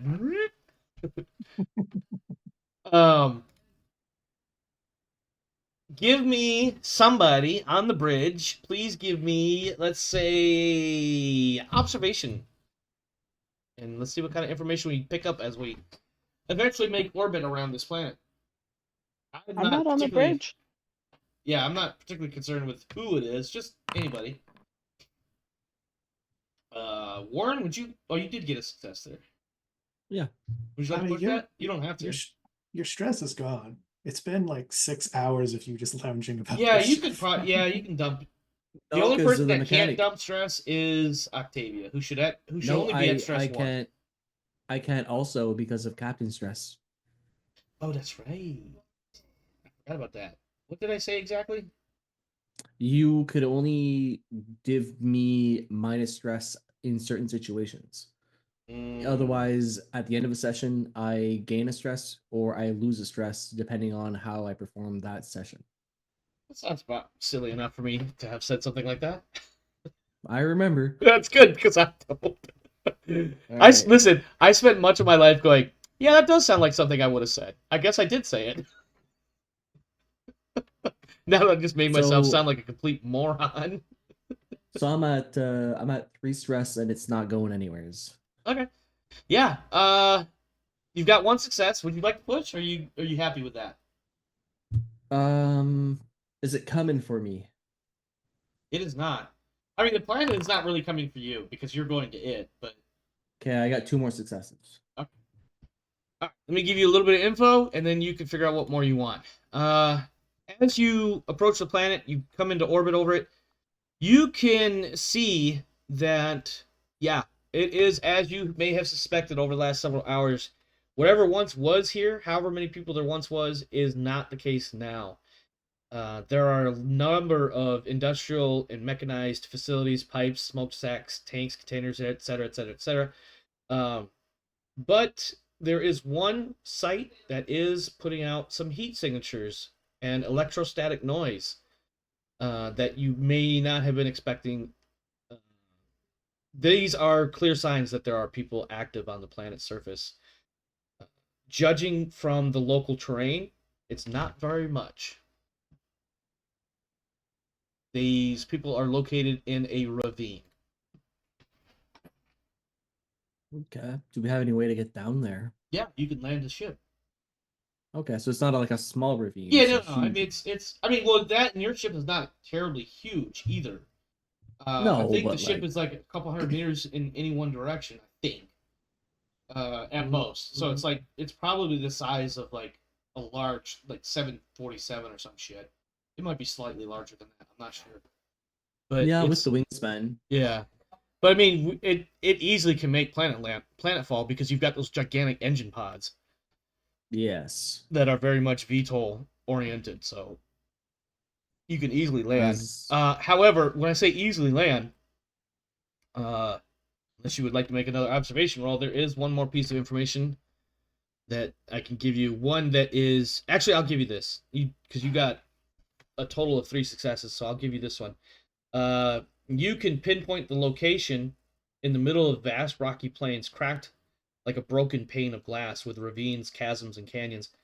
As you fly over the site in orbit, there is a facility tucked neatly at the bottom of a wide ravine. It has power, and on the plain above, you could see the glint of solar panels and what looks like windmills. About 500 meters away from the facility, still in the ravine, mind you, but 500 meters distant, rests the derelict remains of an old Bison-class ship. And if I'm not mistaken, the Bison-class ship is similar to the ship that was used in the original Alien movie. Not the big gigantic behemoth bit, but like the part that they landed with when they went to the planet that had all the eggs and shit on it. Yeah. But there is a Bison-class ship next to what looks like a crude access ramp to the ravine's floor. And it, based on what you can see, it does look like it would be big enough for your 8x8 to roll out up on there. So there's room for you to land in the ravine. It looks like it might be a little tight. In fact, it looks kind of tight, period. But you can do it. Kane is saying something, but he's muted again. I love that look on his face every time. Yeah. It's like, God damn it. Yeah, I pasted a page to the Bison for reference. Okay. Yeah, and just to be clear, like the entire facility is in there too? It's In not the a huge ravine? facility, but yeah, there's a Okay. facility inside the ravine. So like at one end of the ravine is this couple of small buildings and whatnot, and then like 500 meters away down the ravine is this ship, and then up at the top of the ravine is where the solar panels and windmills are. So for a quick reference, the Nostromo is a Bison. Mm-hmm. I thought so. I just couldn't remember for sure. Yeah, that's exactly it. Yeah, and so that's one of those that it's kind of like landed derelictly on the planet's surface. Yeah, we should probably They land have a a little bit million away from people it. in this ravine? No, A million people total on across the planet. surface of the planet are a number of what appears to be, and what has now been confirmed to be, as you entered orbit, abandoned facilities. We showed up expecting over 1 million people, and we have found not 1 million people. Yeah, what you have found What are looks the like heat signals? what you found based on the signatures and everything. It looks like is you have found a family or two.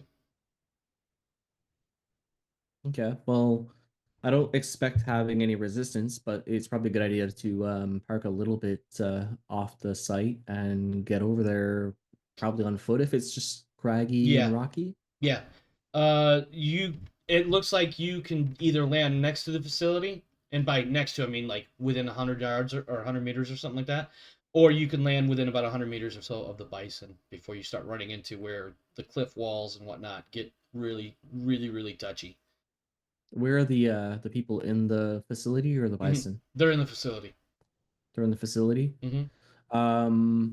Let's see here. So, not Captain, pilot, do we have a safe landing next to the facility? So you want to land within 100 meters? Of the facility. In a moment, can we hail them? See if there's any kind of contact? There has not, even throughout this entire 6 hours of closing on the planet and everything, nobody has answered you. Okay, hopefully they don't have any RPGs. Let's go. Okay. I don't know. When was the last time they had normal contact? Because there might not be anybody left who knows how to work a radio. It is 100 years. Something like that, Yeah. Your pilot, Finn, looks back over his shoulder at you and says, where do you want to land? Do you want to land next to the houses, or do you want to land next to the ship? Next to the houses, facility area. Okay. It is rough. It is super rough. Not so much from, like, the turbulence and shit. Well, no, actually, it is the turbulence. It's because of the storm systems and the atmosphere being the way it is, it's a bit rough on the way down. The ship does land, and there is some creaking and groaning and grinding and thunking sounds all throughout the ship in the process. Some of it, of course, is just the sounds that a ship makes flying through the atmosphere as it gradually slows down to something resembling the local planet's surface speed so that it can land safely. And some of it's just because, like, holy shit, it's fucking windy and stormy out there, and then you're on the ground. Let me change scenes here for you.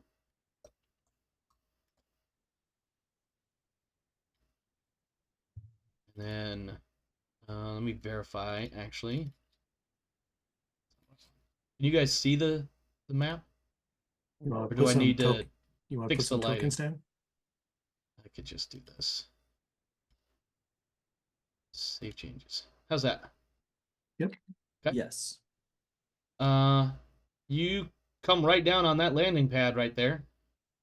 It's a bit rough, but eventually you make it down and you land. And you also notice there are a number of people standing around on what could otherwise be the porch. Or, stairs and whatnot there. Are they drunk hillbillies yet? I'm sorry? No, Are they drunk hillbillies yet? Let's see. The 6 people waiting to welcome you. I'm sorry, one more time. I'm referring to my notes. Give me a second here. Yeah. Okay, so 2 things happen. One, you see these people. They are effectively kind of just milling about, waiting for you at the entrance to their homes or whatever. Secondly, Tan spends a few minutes addressing everybody through the PA, like, basically, ICC protocols in the field. Let's not do anything wrong. Make sure we're bagging and tagging, etc., etc., etc. The typical. We have to do all of the protocol things. The steps there, yeah. Yeah. Otherwise, it's up to you guys. What do you want to do? Okay. Let's see. So I'd probably just a moment. Yep.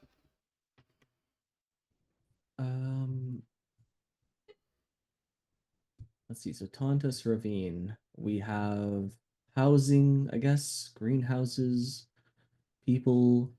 Yeah, and these people are looking at you, and you've landed here on the landing pad. So they're looking at you like they're kind of like expecting you to come out and come talk to them. I will be in a second. Curiosity. I'm sorry, go ahead. I will be in a second. However, didn't you say the atmosphere caused some choking? So the atmosphere is a bit. I want you to imagine. You notice what it's like when there are forest fires around you, wildfires. and the sky turns orange, and there's maybe a little bit of ash in the air, and you feel fine, but then you go run for a mile or two, and you're like, I don't feel fine anymore. Okay. That's kind of what you're going through here. Okay. I Like, live if in the you are just Canadian. normal activity, you're probably going to be fine. But if you start doing anything strenuous, that's when you get that itchy feeling in the back of your throat. Okay. Do we have anything about like biohazards or anything? No. No. Okay. I mean, if you do like a scanner check of the Rebreather? environment, it'll recommend rebreathers or some sort of filtration, but not required. Mm-hmm. It'll give you yellow lights instead of green or red. Caution. Okay. Okay. And these people seem fine. Like, they're not using Yeah. rebreathers or masks or anything. And We're they just- don't they're not armed or anything, so For that, I'll need an observation roll. yeah, okay. And this will be, because you're looking at them from the ship, this will be at a -2. Okay. And then anybody can make this observation roll, obviously. I'm not on the bridge. I imagine there's like Um, viewports or something in various places. I'm You probably know, Alita's gonna look for it. I'm probably in the bunk room. So I felt the ship land. Okay. So Yeah. I went to the bunk room to put my outdoor gear on Your in case he outdoor sends gear? me out. Yeah, in case he sends me out. What the fuck is going on with the panic? Oh, you rolled as Warren. No, I rolled as Alita. That came out as Warren, though. Yeah, I know. Oh, you I think you need a token on the map. yeah. Uh, Freeze, you frozen by fear or stress for Yeah. 1 round, losing your next low action. Okay, go ahead and dump one of those stress. And then where Yeah. is Right? Okay. Because Wright hasn't done anything yet, so she shouldn't have any stress. Yeah. And Right should be at 0 stress. Oh yeah, okay. Okay. Should I just re-roll that? Yeah, but select Right first. I put her up there in the top of the map. Okay. Select her first, and then roll her, and then see what happens here. Doing that thing with the -2. Yep, observation -2. That is a success. Let's see.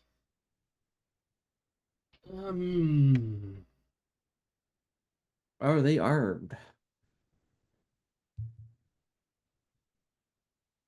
I thought I had that written in here about whether or not, like, specifically if they were or were not. Okay, let me look in some inventories and see what they have on them. Oh, yeah, there's a handful of. Let's see, that's a shotgun. That is a 357. That is a shotgun. That one is unarmed.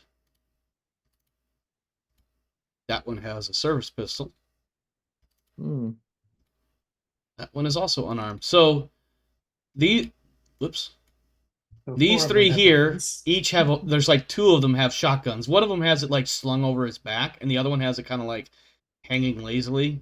But he's like, well, as Marines, you would recognize low ready, but this is slightly more relaxed than the low ready. These 3 up here. This would be low unready. Yeah, low unready. Yeah. These 3 up here. Let me back that up. So maybe not him specifically, but one of these 3 at the bottom is armed, but you see like a bulge in a pocket, so it's like a sidearm or 2. And then one of the 3 at the top, one of them has a service pistol, kind of like tucked in a boot or something. Like, not entirely obvious that they have weapons, but you know what you're looking for because of your Marine training. So you see that they're armed, but So, none of them are really. Only one of them is actively brandishing it, and they're not even necessarily pointing it at you. It's more for their security blanket sort of thing.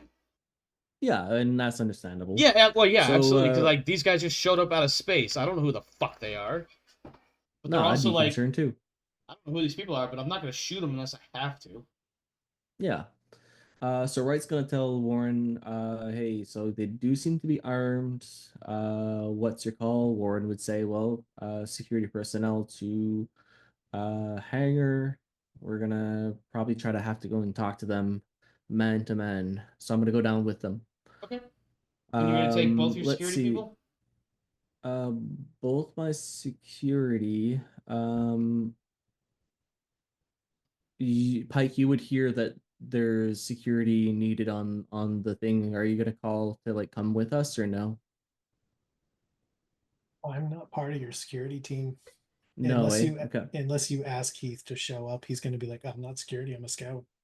I'm not trying to Okay. step on Alita's toes or Amir's." Okay. So I'm going to You're also see. scary. Yeah. But I'm also just in the vehicle bay, so you're going to be assembling where I'm at anyways. So you can ask me in person if you want me to get off. Okay. Pike. Over there. If you see that this goes south, can you be ready to come down and help us? If it goes bad, we're walking and they're not. I know. I got you, Captain. Excellent.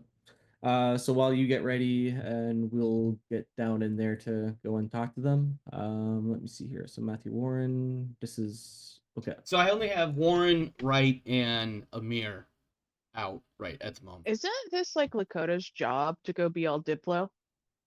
That's a good question. Let me see. I don't think so. I thought that was one of her like 50 titles. She Really? does actually have ambassador, so she is going to accompany. Okay, perfect. Yeah. But she's also, I think at some point, like as you guys are gearing up and ready to head off the ship, she's like, "If you want me to handle this, Cap, I can." But and she kind of smirks, and it's a kind of a playful tone. It's not like rude or anything, but she's like, "Let's see how you handle this first. Tag me in if you need me." My goal was just to introduce myself as the captain, and then you can take over after that if you like. Sure. Okay. So Gotta we make get off the NPCs ship. talk to NPCs. Hate you for Pretty that. much. I like the idea that like the ramp lowers so they can all walk down, and like once they're halfway down the ramp, Pike will stop at the top of the ramp so he's still on the ship with his DMR, and he's taking his jacket off, so he's just wearing like a tank top with the DMR. So he's doing the like I'm like the muscles are bunching while I hold this at low ready at the top of the ramp. He's trying to passively intimidate the group from the top of the ramp. Let me see something here. 'Cause I feel like there's gonna be some sort of response to that. Maybe not that one. Let me see what my notes say. But he's not going onto the ramp. He's staying like on top. He's staying Yeah. No, I got you. Like you're visible, but you're not coming down down the ramp at all. Yeah. Okay.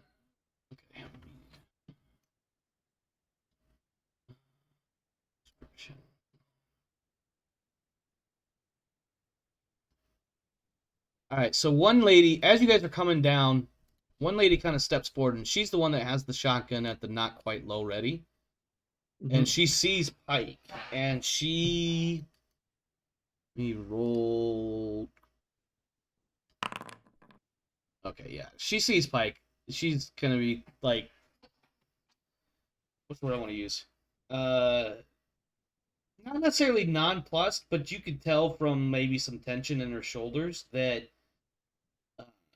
maybe she, like, adjusts the sling for the shotgun a little bit so that it's not just at the low unready. It's still not quite low ready.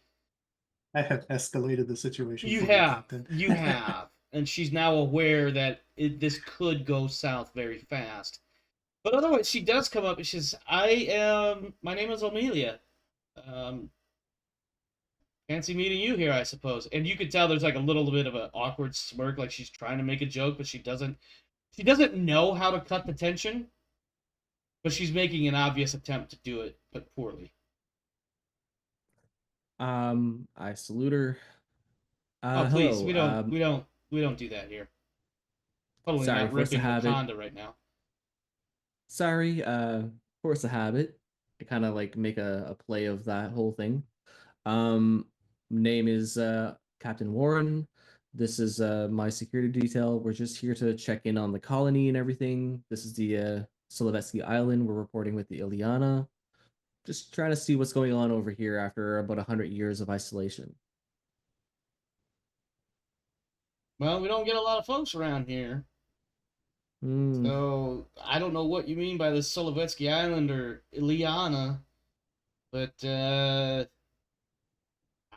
don't even know where to begin. What are you even going on about here? Like, what do you want? Well, we're here to just observe and see how the colony's been doing and everything, and seeing if there's been When any you say issues. it's so that's like the second time you said something about seeing what how the colony's doing. She gives you this like I don't understand what you're trying to say. Look, she looks back to the other people behind her. Mhm. Go ahead and give me an observation roll, Warren. Okay. Warren with the observation. In case it comes up, I do have I- watchful. in case Yeah. it comes up, I would like to say that Pike has effectively got himself a readied action. Yeah. If any weapon barrels point towards any member of the crew, I'm not asking questions. I'm just going to shoot them. Okay. I'm not going to give them the chance to shoot first. Sure. Do I get my watchful or not? Give me the stipulation on watchful again. If there's an active threat, is that what it is? If Uh, it could be dangerous. If it could be No. dangerous, lurking. Yeah, no, this isn't No, a okay. dangerous kind of observation. This is more of a do you pick up on something here? Okay.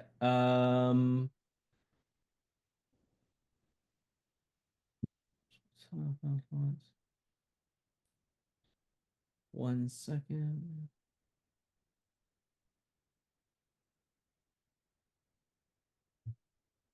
Yeah, okay. I'll just a regular observation, right?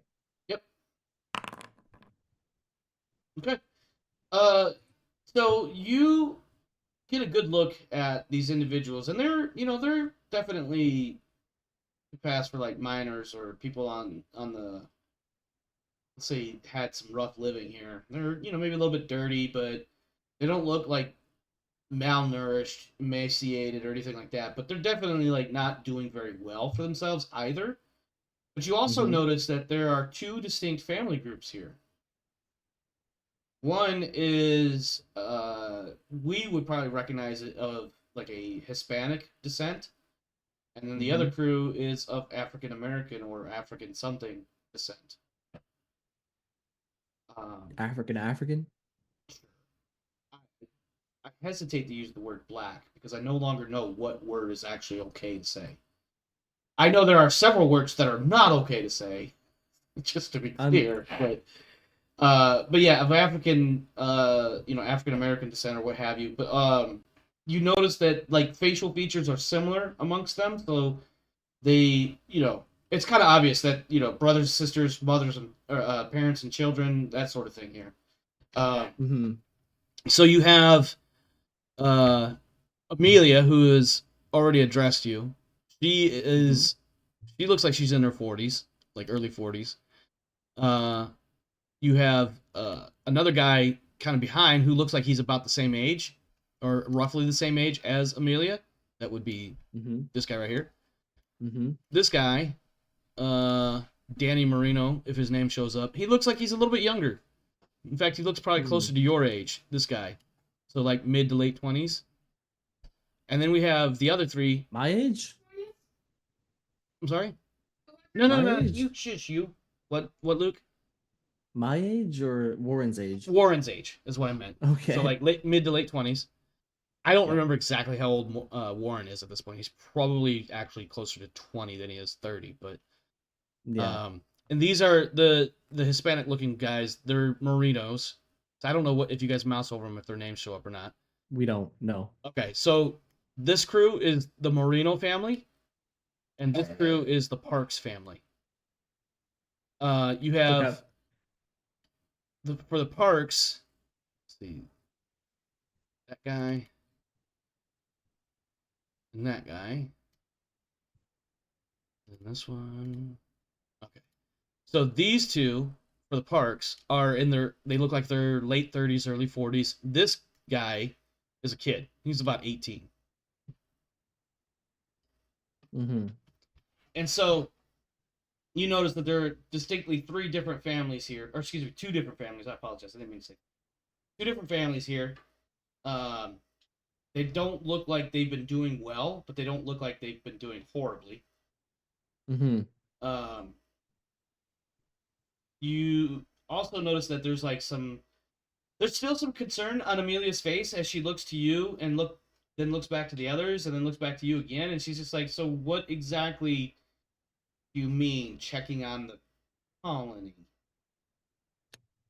Well, I think it's about at this point that I'm passing it off to You know that Lakota. this is supposed to be Gorham's colony. Yeah. You might want to ask them if that. Yeah, are we at the wrong spot? I mean, given the moment, that actually seems like a fair question. It's a little bit, but I think I'm gonna pass it to it was Lakota, right? Yeah, Lakota. Yeah, Lakota. she. So I'm not obviously going to talk to myself as two different characters. No. So summary, Lakota Yeah. steps up. At some point, she actually closes the distance with Amelia to shake her hand and explain. Mhm. You know, she introduces herself and everything. And she goes a bit into the big, into the Great Mother mission, a little bit more detail than what you had led with. And she explains that, you know, they are aware that these colonies have been out here for the last 100 years or something like that, however many years. I think it's closer to 80 than it is 100, but regardless. You know, these colonies have been out here for a couple generations now, completely isolated from anything going on back home. And so the purpose of this mission is to come out and see what has happened and reestablish contact and try to bring everybody back into the fold. Amelia and one of the Parks, let me see. Sorry, give me a second. Amelia and the Parks, they all kind of look a little, at first, you know, apprehensive, confused. As this conversation goes on, it starts to get a little bit more relaxed. And the tension almost visibly dissipates. People start to open up a little bit more. And you come to find out that in the short version of what they give you right now, that for as far as these guys know, they are the only ones left of this colony. They've not interacted with any others in the past. Like, it's been a long time since anybody has said anything about another group. These guys have... Hang on. Let me... Give me a second here.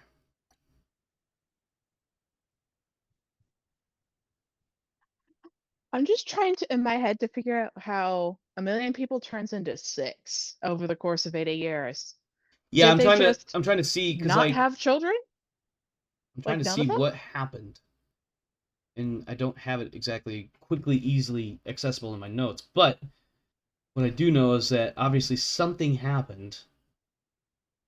And maybe I didn't put it in here for some stupid ass reason. But it's in the book, and I don't want to open the book yet. These are all different locations and shit. Oh, where is the... Hang on. Give me a second here. I think it's in the... I think it says something in the data disk. Oh, maybe it was up here.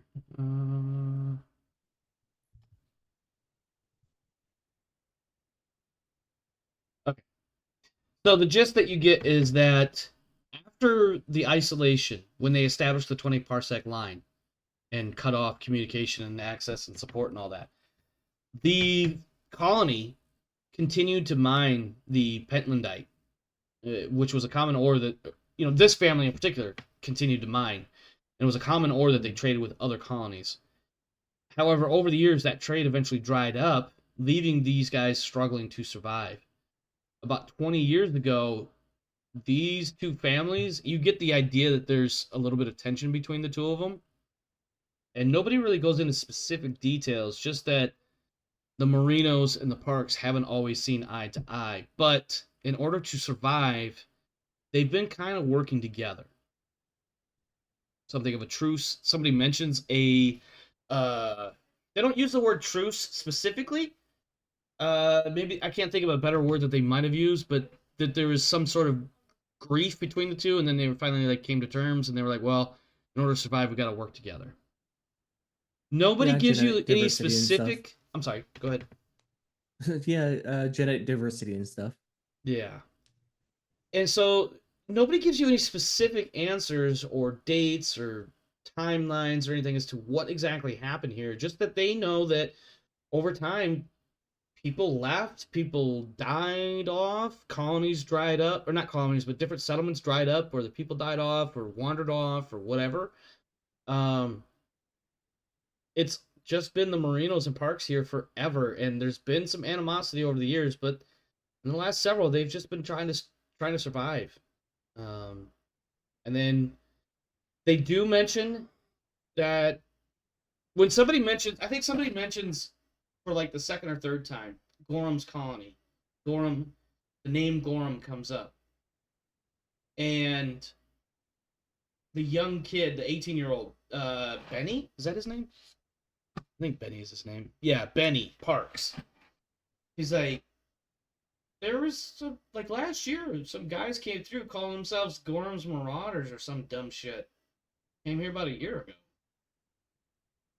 They were looking for that ship that's out there. You guys know anything about that? The other people, the adults, the more adulty adults, I love that term. They kind of look at him like, they give him that shut the fuck up look.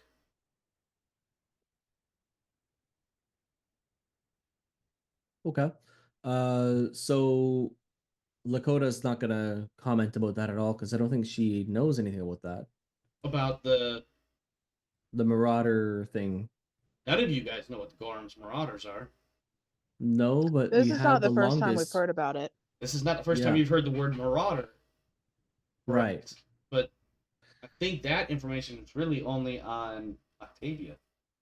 No, Yeah. I specifically asked everyone openly if they've ever Oh, heard you of the group did. using the Marauder call signs. Yeah, Mhm. that's right. Okay. I didn't hide it. Yeah, no, I apologize. I misremembered that. No, you're right. Everybody's probably heard the name Marauder, but it's also not that context. I think Lakota just kind of turns and looks at you, Warren, Mhm. as the others are, dead eyeing Benny. She looks at you and she's like, "Didn't we hear that word somewhere else? That's not a commonly used word." No, it isn't. Gorham's Marauders? Space thickens. Okay. And then at some point, I'm going to approach Benny, I guess, as Matthew. Mhm. So you heard, I heard you say something about the Gorham's Marauders or Marauder call sign. What exactly happened with that? Oh, I mean, they didn't really tell me much. You could tell he's stuttering a little bit. Mhm. He seems like he's trying to say something, but not trying to say something all at once, and he's kind of confused. In fact, his eyes kind of dart back and forth between the other two Parks, which is who do we got here? Morgan and Violet. The other two up here, the other two Parks. Mhm. And he's kind of looking at them like, and he looks back at you. He's like, "Yeah, no, I don't. They didn't really. I wasn't. I don't know." He gets a little frustrated. Okay, so he gets a little frustrated. Okay. Um, I'm going to push a manipulation here. Now, I want to be clear before you do that. I want to clarify something. Okay. Are we still having this conversation out in the open here, or have we moved? Is this? So I imagine this is a conversation that's probably taken like an hour or two, or a chunk of time. We have housing and stuff, right? Yeah, Do like they you can go invite us inside in? and probably like get drinks and be offered refreshments and things of that nature. Oh, nice. Instead of Okay. sucking dust. Yeah. Yeah, So dust would suck. I think after a few minutes of initial like, what the hell? What do you mean? Whatever, and they start going in. It's like, well, maybe you guys should just come inside and have some drinks and we can talk some of this stuff out. Yeah. All right. Okay. So you go inside. Now you want to push this manipulation roll. Do you want to try to? So you're going to walk away from the bottom of the ramp, and you hear Pike call from the top of the ramp, and he says, "Where do you want me?" I think it's good for now. So that's about it. I'm gonna go. I'm gonna go far enough down the ramp that I can see the building they're going in. You're gonna be like the lost puppy dog that sits outside waiting for them to come back out. I'm not getting off the ramp. I'm going just far enough down the ramp that I can watch them go into the building, and then I'm gonna sit on the ramp with my rifle. Okay. You did remember that this is a hostile atmosphere, right? To clarify, it's not specifically hostile. It's so. I think you actually did go AFK when I clarified this earlier. If you start exertion is doing a difficult. lot of like exercise or strenuous activity, then you start getting the itchy feeling in the back of your throat. But otherwise, it's just kind of icky. Well, then we have the rebreathers. Oh, shit. Yeah, and then obviously you guys have rebreathers and whatnot on the ship if you want them. There's probably some inside too. In fact, I think as you walk inside near the door, where you would otherwise see like coat racks and things of that nature, there's also like several hooks for rebreathers and air tanks and whatnot. Mm. You know, just in Okay. case. But they also look like very old and not very well maintained. Do not. Mm. I mean it. You was a cat. Me. Don't torment your cat. You already said yes. I did not say yes. I just didn't say no.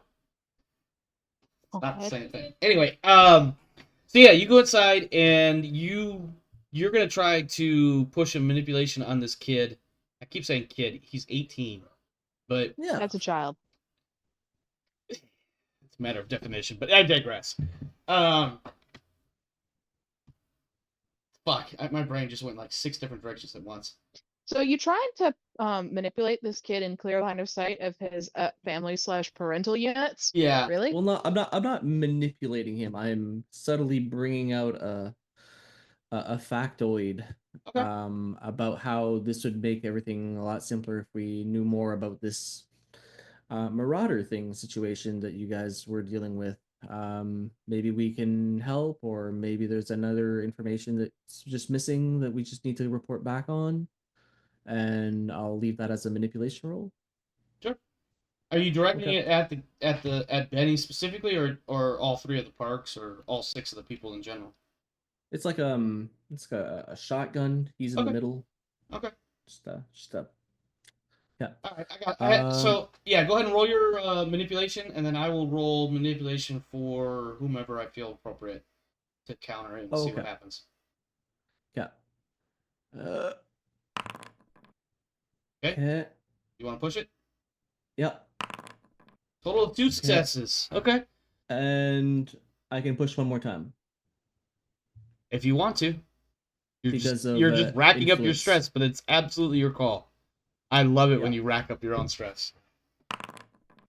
Total of 2 successes. Oh, That total sucks of with 2. all those, with half a dozen dice there. All right, Benny is going to respond. He gets 2 successes. I believe my 2 cancel your 2 out. And I think what that translates into is him just hemming and hawing and looking back and forth between, looking back and forth at his 2 parentals, we'll say. Morgan Parks, the gentleman, he also is going to counter. He does not do so well. He has watchful. Oh, that's just the other one. And then Violet medication gets no Jesus. successes. So I think what happens is the kid kind of clams up and he looks nervously back and forth. But Morgan, the gentleman, and Violet, they both almost not necessarily start talking at the exact same time, but they both move over to kind of like flank Benny on his shoulders, and they kind of put like a reassuring hand on him. And they say, "It's okay. We'll explain." More or less what happened is these Gorham's Marauder guys came through about a year ago. They were adamant about finding and deleting navigation data that we may have had here and on that ship that's out there in the ravine. We didn't have any navigation data here, but the ship obviously had its old backup navigation data cores. We never stopped them. We weren't in any position to do so. I have to imagine they went out there and took whatever they wanted off of that derelict. I mean, it wasn't like it was going to fly again anyway. I So never then asked after- why they wanted this data or why they wanted to delete it all, and they never said. But they never came back and they never harassed us. Just came, took what they wanted, and left. That's good. It's good that they didn't come back and harass you for any reason. Yeah, none of you would have deserved that. I mean, they had a ship. I mean, very least they could have just turned the engines on around and burned the whole place down if they wanted to. Not to mention whatever weaponry they had. Yeah. We didn't. We're very thankful they didn't do any of that. But Did they have any weaponry with them? What kind of I mean, gear? the, Did you the recognize people we anything? talked to, kind of like what you guys did. You know, they had a couple guys come off the ship. They were clearly armed. Had a couple guys with some bigger shit hang out in the back. You know, like that big guy you got out there. He's a big He, guy. when he says big guy, I don't know if these habs have like a window you could look through, but I imagine if they did, he's definitely would have been like, you know, that big guy right there that's currently watching us right now while fiddling idly with his sniper rifle. I know a sniper rifle when I see a sniper rifle, son, and that is a sniper rifle. I don't know if he you look actually like- goes into all that, but I like the idea that like he's squatting on the ramp with the rifle across his lap, and he's got like the binoculars up, watching through the window, watching the him get pointed conversation. at. Yeah, like the point happens and he waves. Yeah. And there's like zero emotion on your face too. Yeah. And not because you're not because you're being an asshole. It's just you just don't have any emotional empathy. Okay. Yeah. So none of you were hurt by that or anything. I That's mean, good. my pride was a little bit, but no, they didn't do anything. They just. I think also about the same time, the Marinos kind of, in a cold shoulder sort of way, disappear into their side of the hab block. I don't know what else to call it, but you could see it clearly on the map there. Yeah. They just kind of wander off on their own. Mm-hmm. The Parks and the Merino house. Yes. And the Marinos go And there, and you Danny's guys, pod. and then the Parks are in the, I guess, the control block. Or maybe if you wanted to, you could move off into the Parks house. What is the Danny's pod? Danny is one of the 6 members that are there. Danny Marino, Oh yeah. this guy right here, and that Oh, is- okay. So he's just he's yeah. got I his see. own little. He's got his own little pod there. It's a private little area. I have a description for that location, but I haven't looked at it yet. Okay. I mean, I have it in my notes. I just haven't looked at it. As I mean, far we as like haven't- what we're doing right. We Excuse haven't me, got right in now. there yet, so Yeah, So, how long has this conversation taken? I think Half hour maybe to an hour. yeah, half hour, hour. I'll eventually Um, call Warren, Mhm. Matt. Hey, Matt. You Yes. you need any of those colony supplies down there? Yeah. I guess at this point we can actually just ask them if they need supplies or something. That's part of the mission, wasn't it? Yeah. Yeah. You know, Okay. and Cool. make contact, Uh, see what you can do to help support them or what have you. yeah, colony relief supplies. Yeah, that's right. Um, How many people you got down there? we have 6.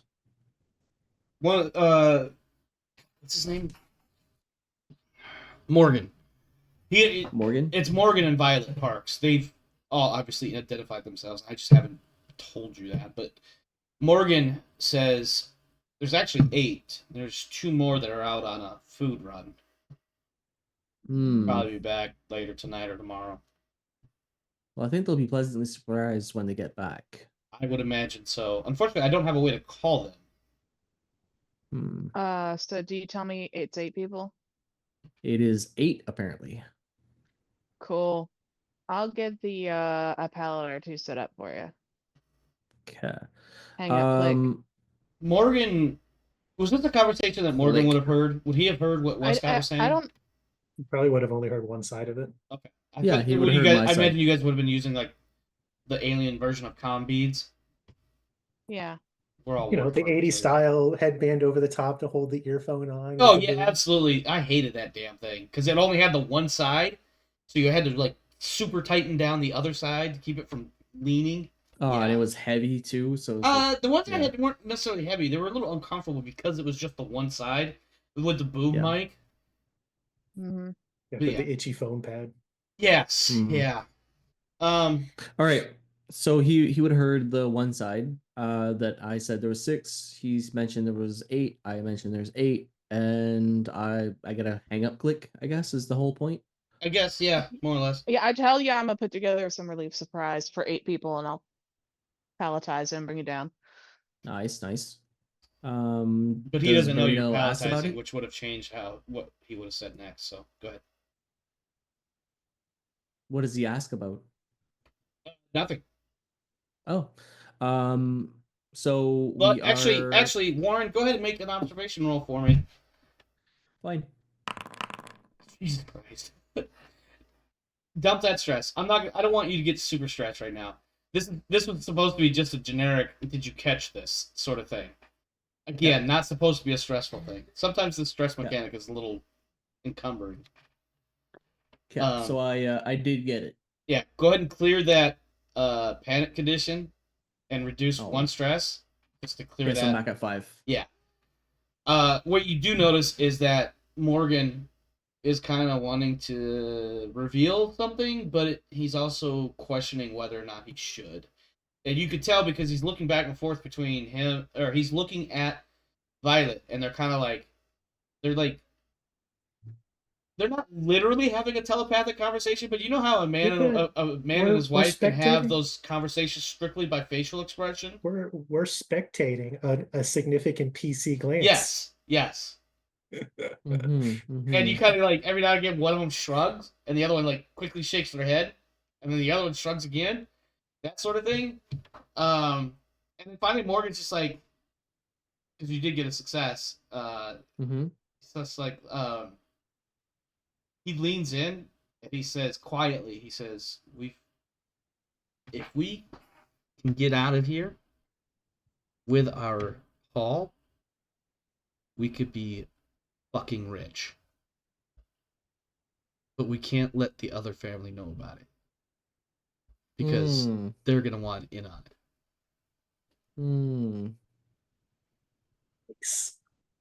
And at the same time he says that, Warren, you get Finn buzzing in your ear. Okay.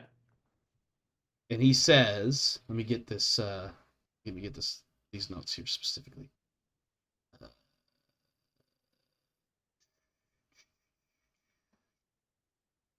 Hold on, sorry.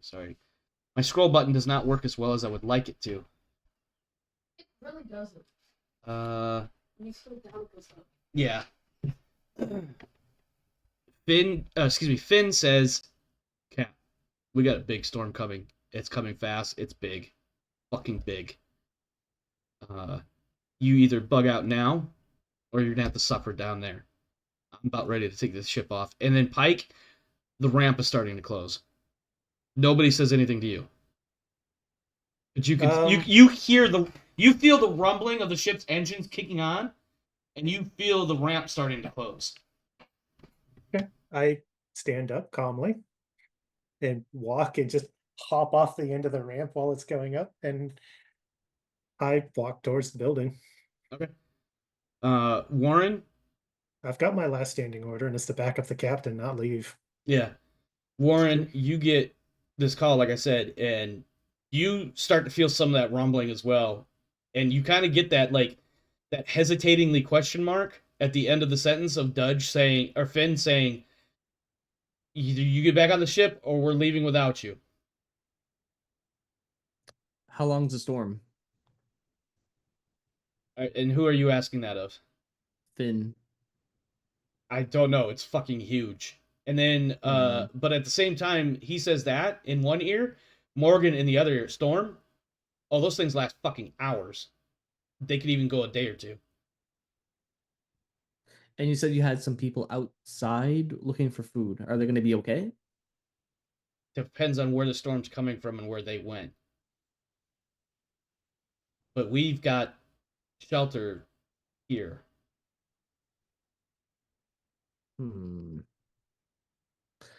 You might Okay. want to. Again, I'm just going to assume there's at least some small window, and he sees Pike coming up. It's like we're gonna want to let him in, but we've got a storm shelter. If you're out there, you're gonna die. You could die, is what he says. Okay. Oh, hey, Pike, catch. And I throw you a bag with several days worth of food and water. He looks up, sees it come off the top of the ramp, and he catches it, slings it over his shoulder. And I mean, it's basically, I was halfway through pelletizing.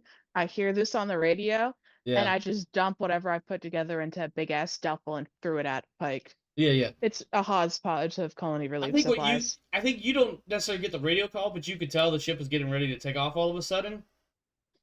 And I go, "What the fuck, Finn?" Yeah. And then I get filled in, and he's Finn like, is still "Okay, waiting let me on. Finn is still waiting on the captain's response. By the way, Yeah. like he's you could tell from his voice that he's like, no, I'm not sticking around unless you tell me to stick around long enough for you to get on the ship, and then we're leaving. We're not staying here for the storm. He probably said something right. along those lines in the first place. For the time being, go up at an orbit. We'll stick down here. I think the next 5 minutes is nothing but hearing the ship lift off and getting Pike inside. I'm not gonna knock on the door or anything. Like, if it's not open for me, I'm just gonna walk in. I mean, it think wasn't you'll have locked, Alita so looking yeah, I think and opening it. I for you. think just because I love how some of these comical situations can happen, I think you and one of the parks catch the requisite doorknobs at the same time. So like you grab it and push, and they grab it and pull, and it happens at the same time, and one of them goes a little bit more off balance than the other. So Yank the Matt's door. thing is nicotine or alcohol. I don't remember. It's It nicotine. was it was Cool. nicotine, which is a I stole a couple packs of cigarettes out of your room to shove into the bag. By the way. Oh, that's great. I think that's close to whether or not physically capable, but I'll allow it. Let me point out that was the in the colonist supply relief area. supplies is right next to Okay. the same Alright. is on the same deck of where the captain's stuff is, and I literally have to basically walk to his room to Okay. hit the elevator. All right, I'll allow it. So we know how smoking works. A pack of 20 cigarettes lasts About half a day to a day. Well, I mean, it yeah. depends on how much you smoke in a given day. It depends on the smoker. Yeah, Yeah. I smoke a pack a day, give or take. Yeah. I Some got up can to make a two- pack last 2 or 3 days. I got up to 2 packs a day. Yeah. But so basically we're in it for a certain amount of time. I have to have nicotine or else I break down. And you're already stressing too. Fucking love it. Love it. Yeah. All right, so Yeah. who do we have on the Um, ground? We've got Warren, we've got Wright, we've got Pike, and we've got 2 We NPCs. have We 2 got NPCs and Lakota and Amir. Yeah. And So I my think- bag of gift supplies. And Westcott Yes. is in charge of Oh, the I'm ship. not down there. I know. I was going to say, Westcott is in charge of the ship. I think that's a good spot to leave it for now. Yeah. Just as the storm hits, I think we get a camera shot of the ship sharply ascending into the upper atmosphere, and as we see that, the camera kind of pans back, and we see this gigantic wall of sand and dust and dirt and shit just rolling across the countryside, and within moments sweeps down into the ravine. And as you guys head down into the storm shelter, the storm hits. It didn't take long. It was a good thing that Finn happened to catch it when he did, for plot reasons. Yeah. But yeah, And brevity. yeah, in brevity. I think when we return next week, we will learn the fate of those stuck on the planet's surface. In the meantime, let's look at some experience points. Obviously, everybody gets a point for participation. And then, did anybody risk or sacrifice something to further their personal agenda? I don't believe so. I threatened this entire group of people that we were going to diplomacy for my agenda. I love how you used the word diplomancy. I threatened. I escalated a situation. It was a small escalation, just to be clear. You know, we went from, listen, your reputation went from 0 to 0.5. I'm not sure which way, but let's just say it was a half a step. But I would just say, like, his intention with his agenda and stuff was like, I don't give a fuck if this Yeah, diplomacy fails. I'm making it perfectly clear I will kill every motherfucker here. Yeah. All right, So, fine. I'll give you your one to further. But well, the problem is, did you risk or sacrifice anything? You I definitely risked the furthered your mission. agenda. But that's the thing. I risked the whole mission. The Okay, captain going okay, down there. and yeah, that everything. could have easily gone into become a firefight if people had different attitudes, I suppose. Hmm. Yeah, He was being provoking towards violence. You were definitely a bit provocative, and not a grand sort of good way. Or in a no, please fight me, motherfucker. All right. Did you risk your life for your buddy? I don't even know if you guys have yet clarified who your buddies are. My buddy is Octavia. I was kind of being facetious. It was either buddies or rivals that you guys haven't quite nailed down, if not both. Did you challenge or stand up? Did you challenge or stand up to your rivals? Tam definitely fucking stood up to Pike a little bit. And also definitely went off on the captain for his thoughts on Pike. That's immaterial. I mean, technically I ignored orders from my rival today, but did you though? Because you did go up to the bridge ultimately. Someone had to come get me to make me do my job. And it wasn't me.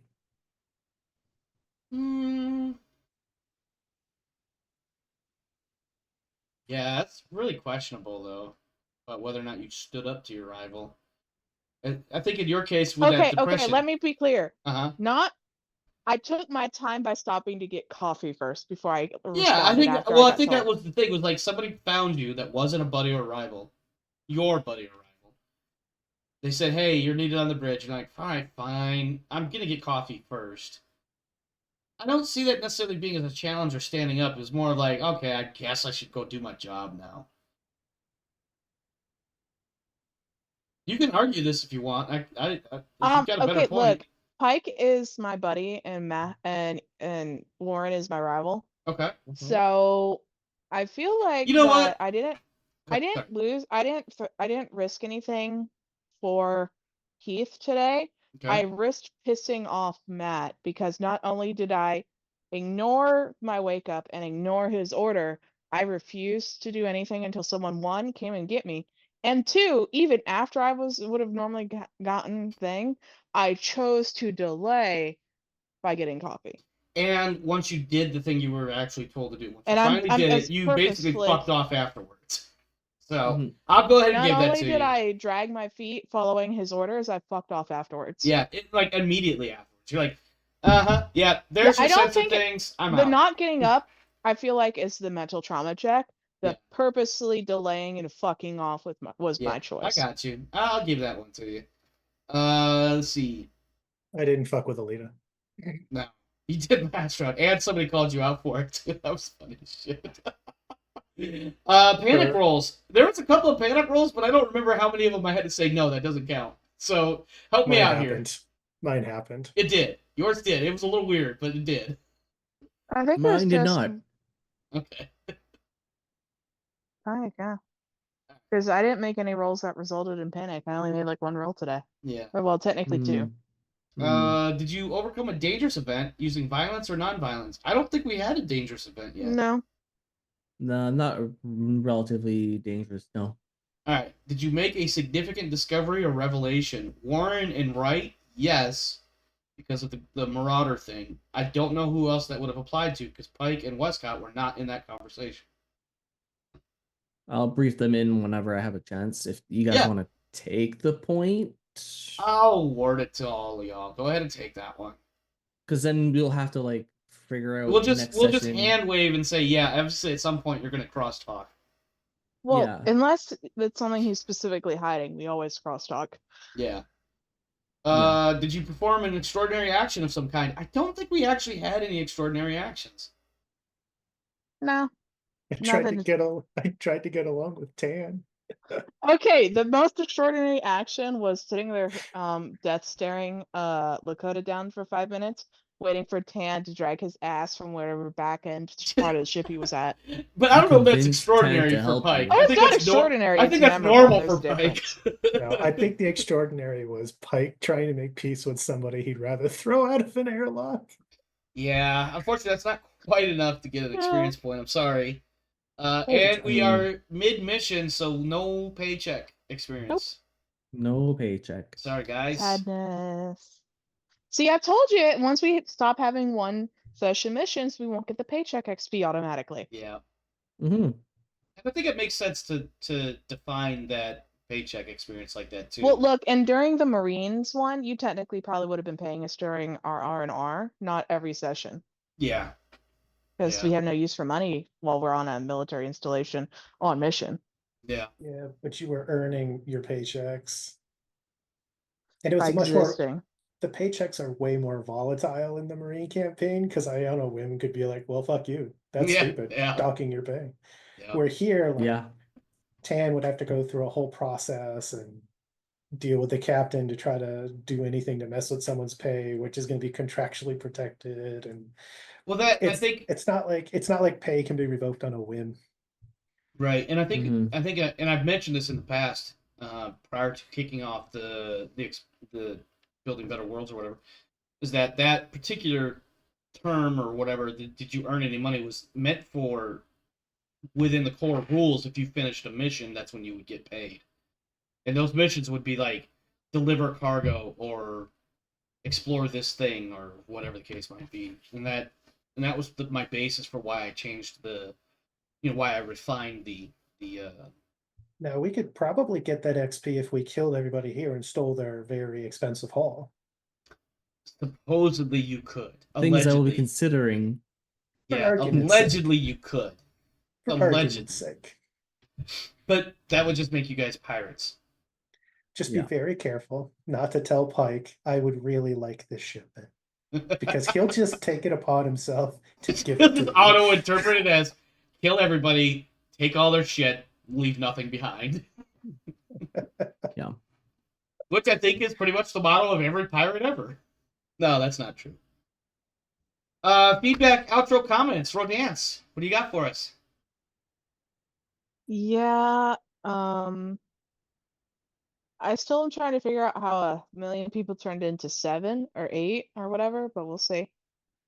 I feel like Yeah, there's was there gotta be something conflict? going on. I mean, think- unless you like forcibly like sterilize like 1,000,000 people, you would have a lot more children than 7. It's I the don't know microplastics in the air. what- It's only 2. Okay, for 80 years is technically only 3 generations. So. Yeah, I don't know what the book listed. I don't think it actually does explain by number 80 years? what That's happened. Like, it just says that this is Technically all that's 4. left. And I suppose in It's theory, like 5 to 6.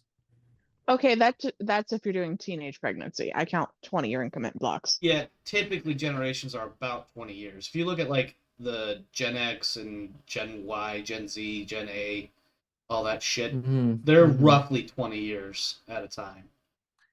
Yeah, but people in like rural areas, especially backwater like planets and countries, they end up having like 10 babies, which is usually over a span of like 12 years, which offsets the generation. No, it does. It balancing does. gaps. And then also in some of those cases too, when you're having like 10 or 12 kids, that like 8 or 10 of them die before becoming Yeah. adults.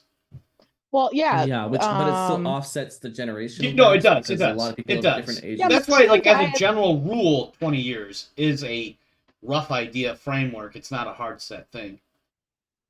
Mhm. Well, anyways. Yeah, sorry. Mhm. Yeah. No, you're right. It is Sorry. a wild thing to go from 1,000,000 to 8 in I'm gonna do the math 80 on that. years. I'm gonna I see. think I'm gonna see I how think it's implied that a lot of people left. Quite a few died off. Some just didn't have kids for one reason or another. A few other things that are randomly implied or never even fully implied at all. And just for plot reasons, there's only 8 people left here now. Conspiracy theories. We're going to have so many conspiracy theories. It's not even going to be funny, and it's going to be hilarious. To me, And part, this sort of Yeah. thing. and you know, we're four people who just came out of a giant intergalactic conspiracy, so we're primed for conspiracy. We're looking for the Yeah. conspiracy, even if there isn't one. I mean, it is funny Hard to think formulating about. the formula. It is interesting to think about that you guys have gone to 3 colonies, and so far all you have found is 8 fucking people. I mean, so the other Ridiculous. 2 colonies made sense in their Yes. own like little microcosm. This is the one that we're gonna get some string for. Well, the other thing too. Well, I thought, this is my opinion. I think the second one you guys went to, the one where everybody just left. Well, where the fuck did they go?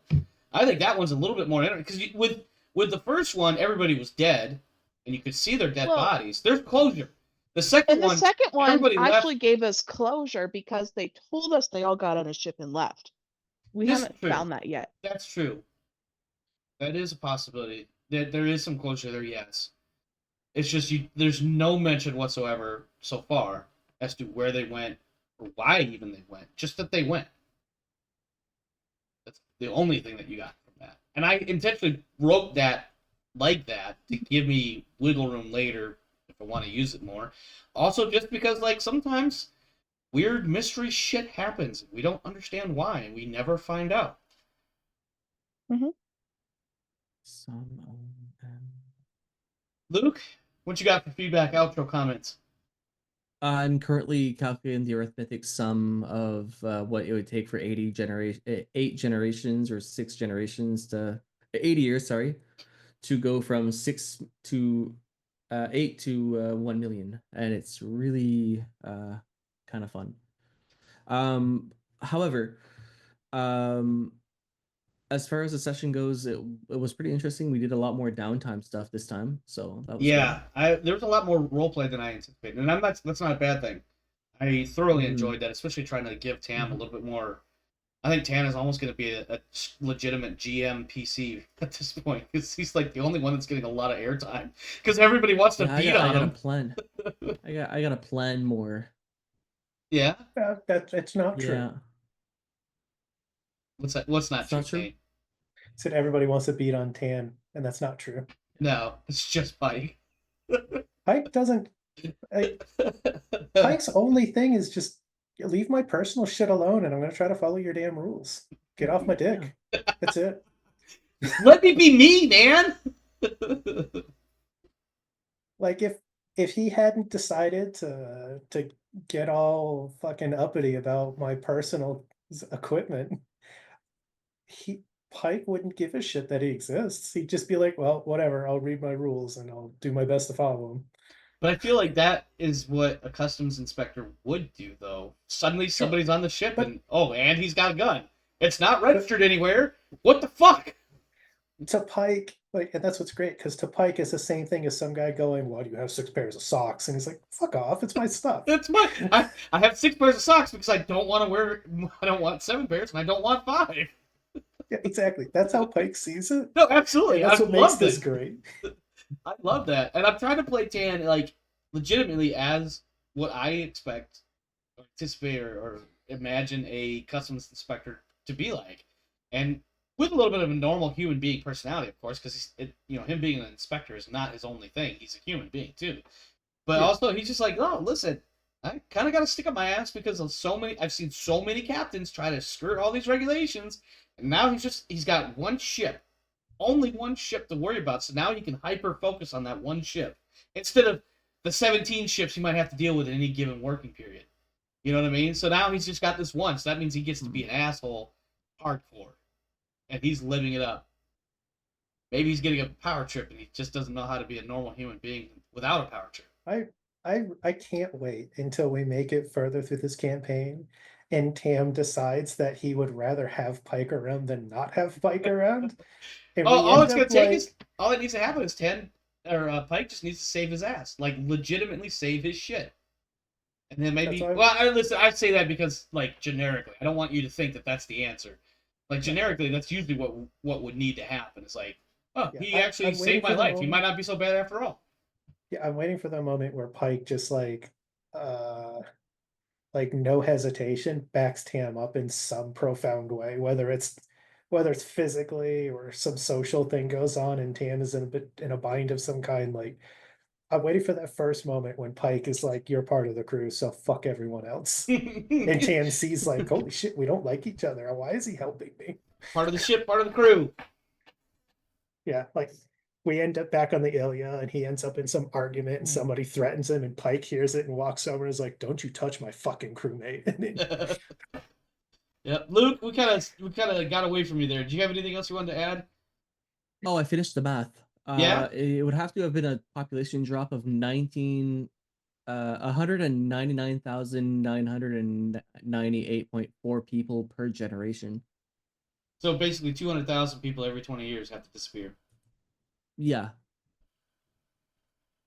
That's like 10,000. It's like 10,000 people a year disappearing. Give or take some crazy math, I think. More. Yeah, no, 10,000 people. Yeah. But actually, that's 20 not a horrifying. I mean, okay. First off, yes, that would be a horrifying number. But given an alien planet that's somewhat hostile to its people living there, losing 10,000 people to sandstorms, earthquakes, people deciding that this mine is dry, so I'm going to go fuck off to some other world now. Hmm. we don't 10,000 know might be a lot, but we don't know if there are any catastrophic mining accidents. Yeah. You know, towns crashing in. Hey, under I the know ground somebody. or- I know somebody who can find that kind of shit for us on YouTube. But yeah, there's a lot of things that could, kill people or cause them to leave. Oh yeah. And it Clearly, doesn't have Oh, to and be then necessarily... let some sort of Clearly sickness get ships- loose. clearly ships have been coming and going because there's a dead ship here. So Yeah. people could have just also decided that they weren't making their fortune here and try to make their own things elsewhere. Yeah. Oh God And it forbid. doesn't have to be God like forbid a plague 20,000 in 20 years. Yeah, and oh yeah, like 50,000 one year and like a few each couple of years on either side of that. Yeah, and also God forbid Yeah. a plague cut loose, because we've all seen what the Black Plague could do, for instance, in human history. Mm. You know, Especially when low medical supplies and no manufacturing capabilities. or just the fact that you're on an alien planet, literally, right? The microbes on this planet are going to be significantly different than anything we've ever encountered before. So maybe there's some sort of there's a word, I can't think of it, but I'm going to use the word cross contamination that is absolutely viral fast and just fatal. Period. And it just takes you out that fast because the human body can't fight it. It doesn't know how to fight it. So losing a lot of people in a relatively short amount of time is not outside the realm of possibility. A little rough, maybe, but not outside the realm of possibility. 200,000 in 20 years or 10,000 a year, that's a lot. But not undoable in a foreign settlement like this. Yeah. Any other feedback or outro comments? I enjoy that Amir is my friend now. I'm really hoping that some point through the campaign, Tan and I actually become friends. We become like we become frenemies of some kind. Frenemies. Yeah. I also posed this thought to myself last session, and this is still a little bit early, and we haven't even really revealed what's happened with Eckhart. But what if Hamida Amir and Heath Pike become the idol of this season?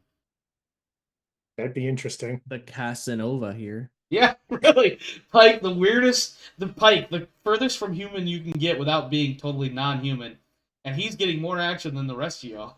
Yeah, there is, as much as he is incredibly off-putting, he does do one thing.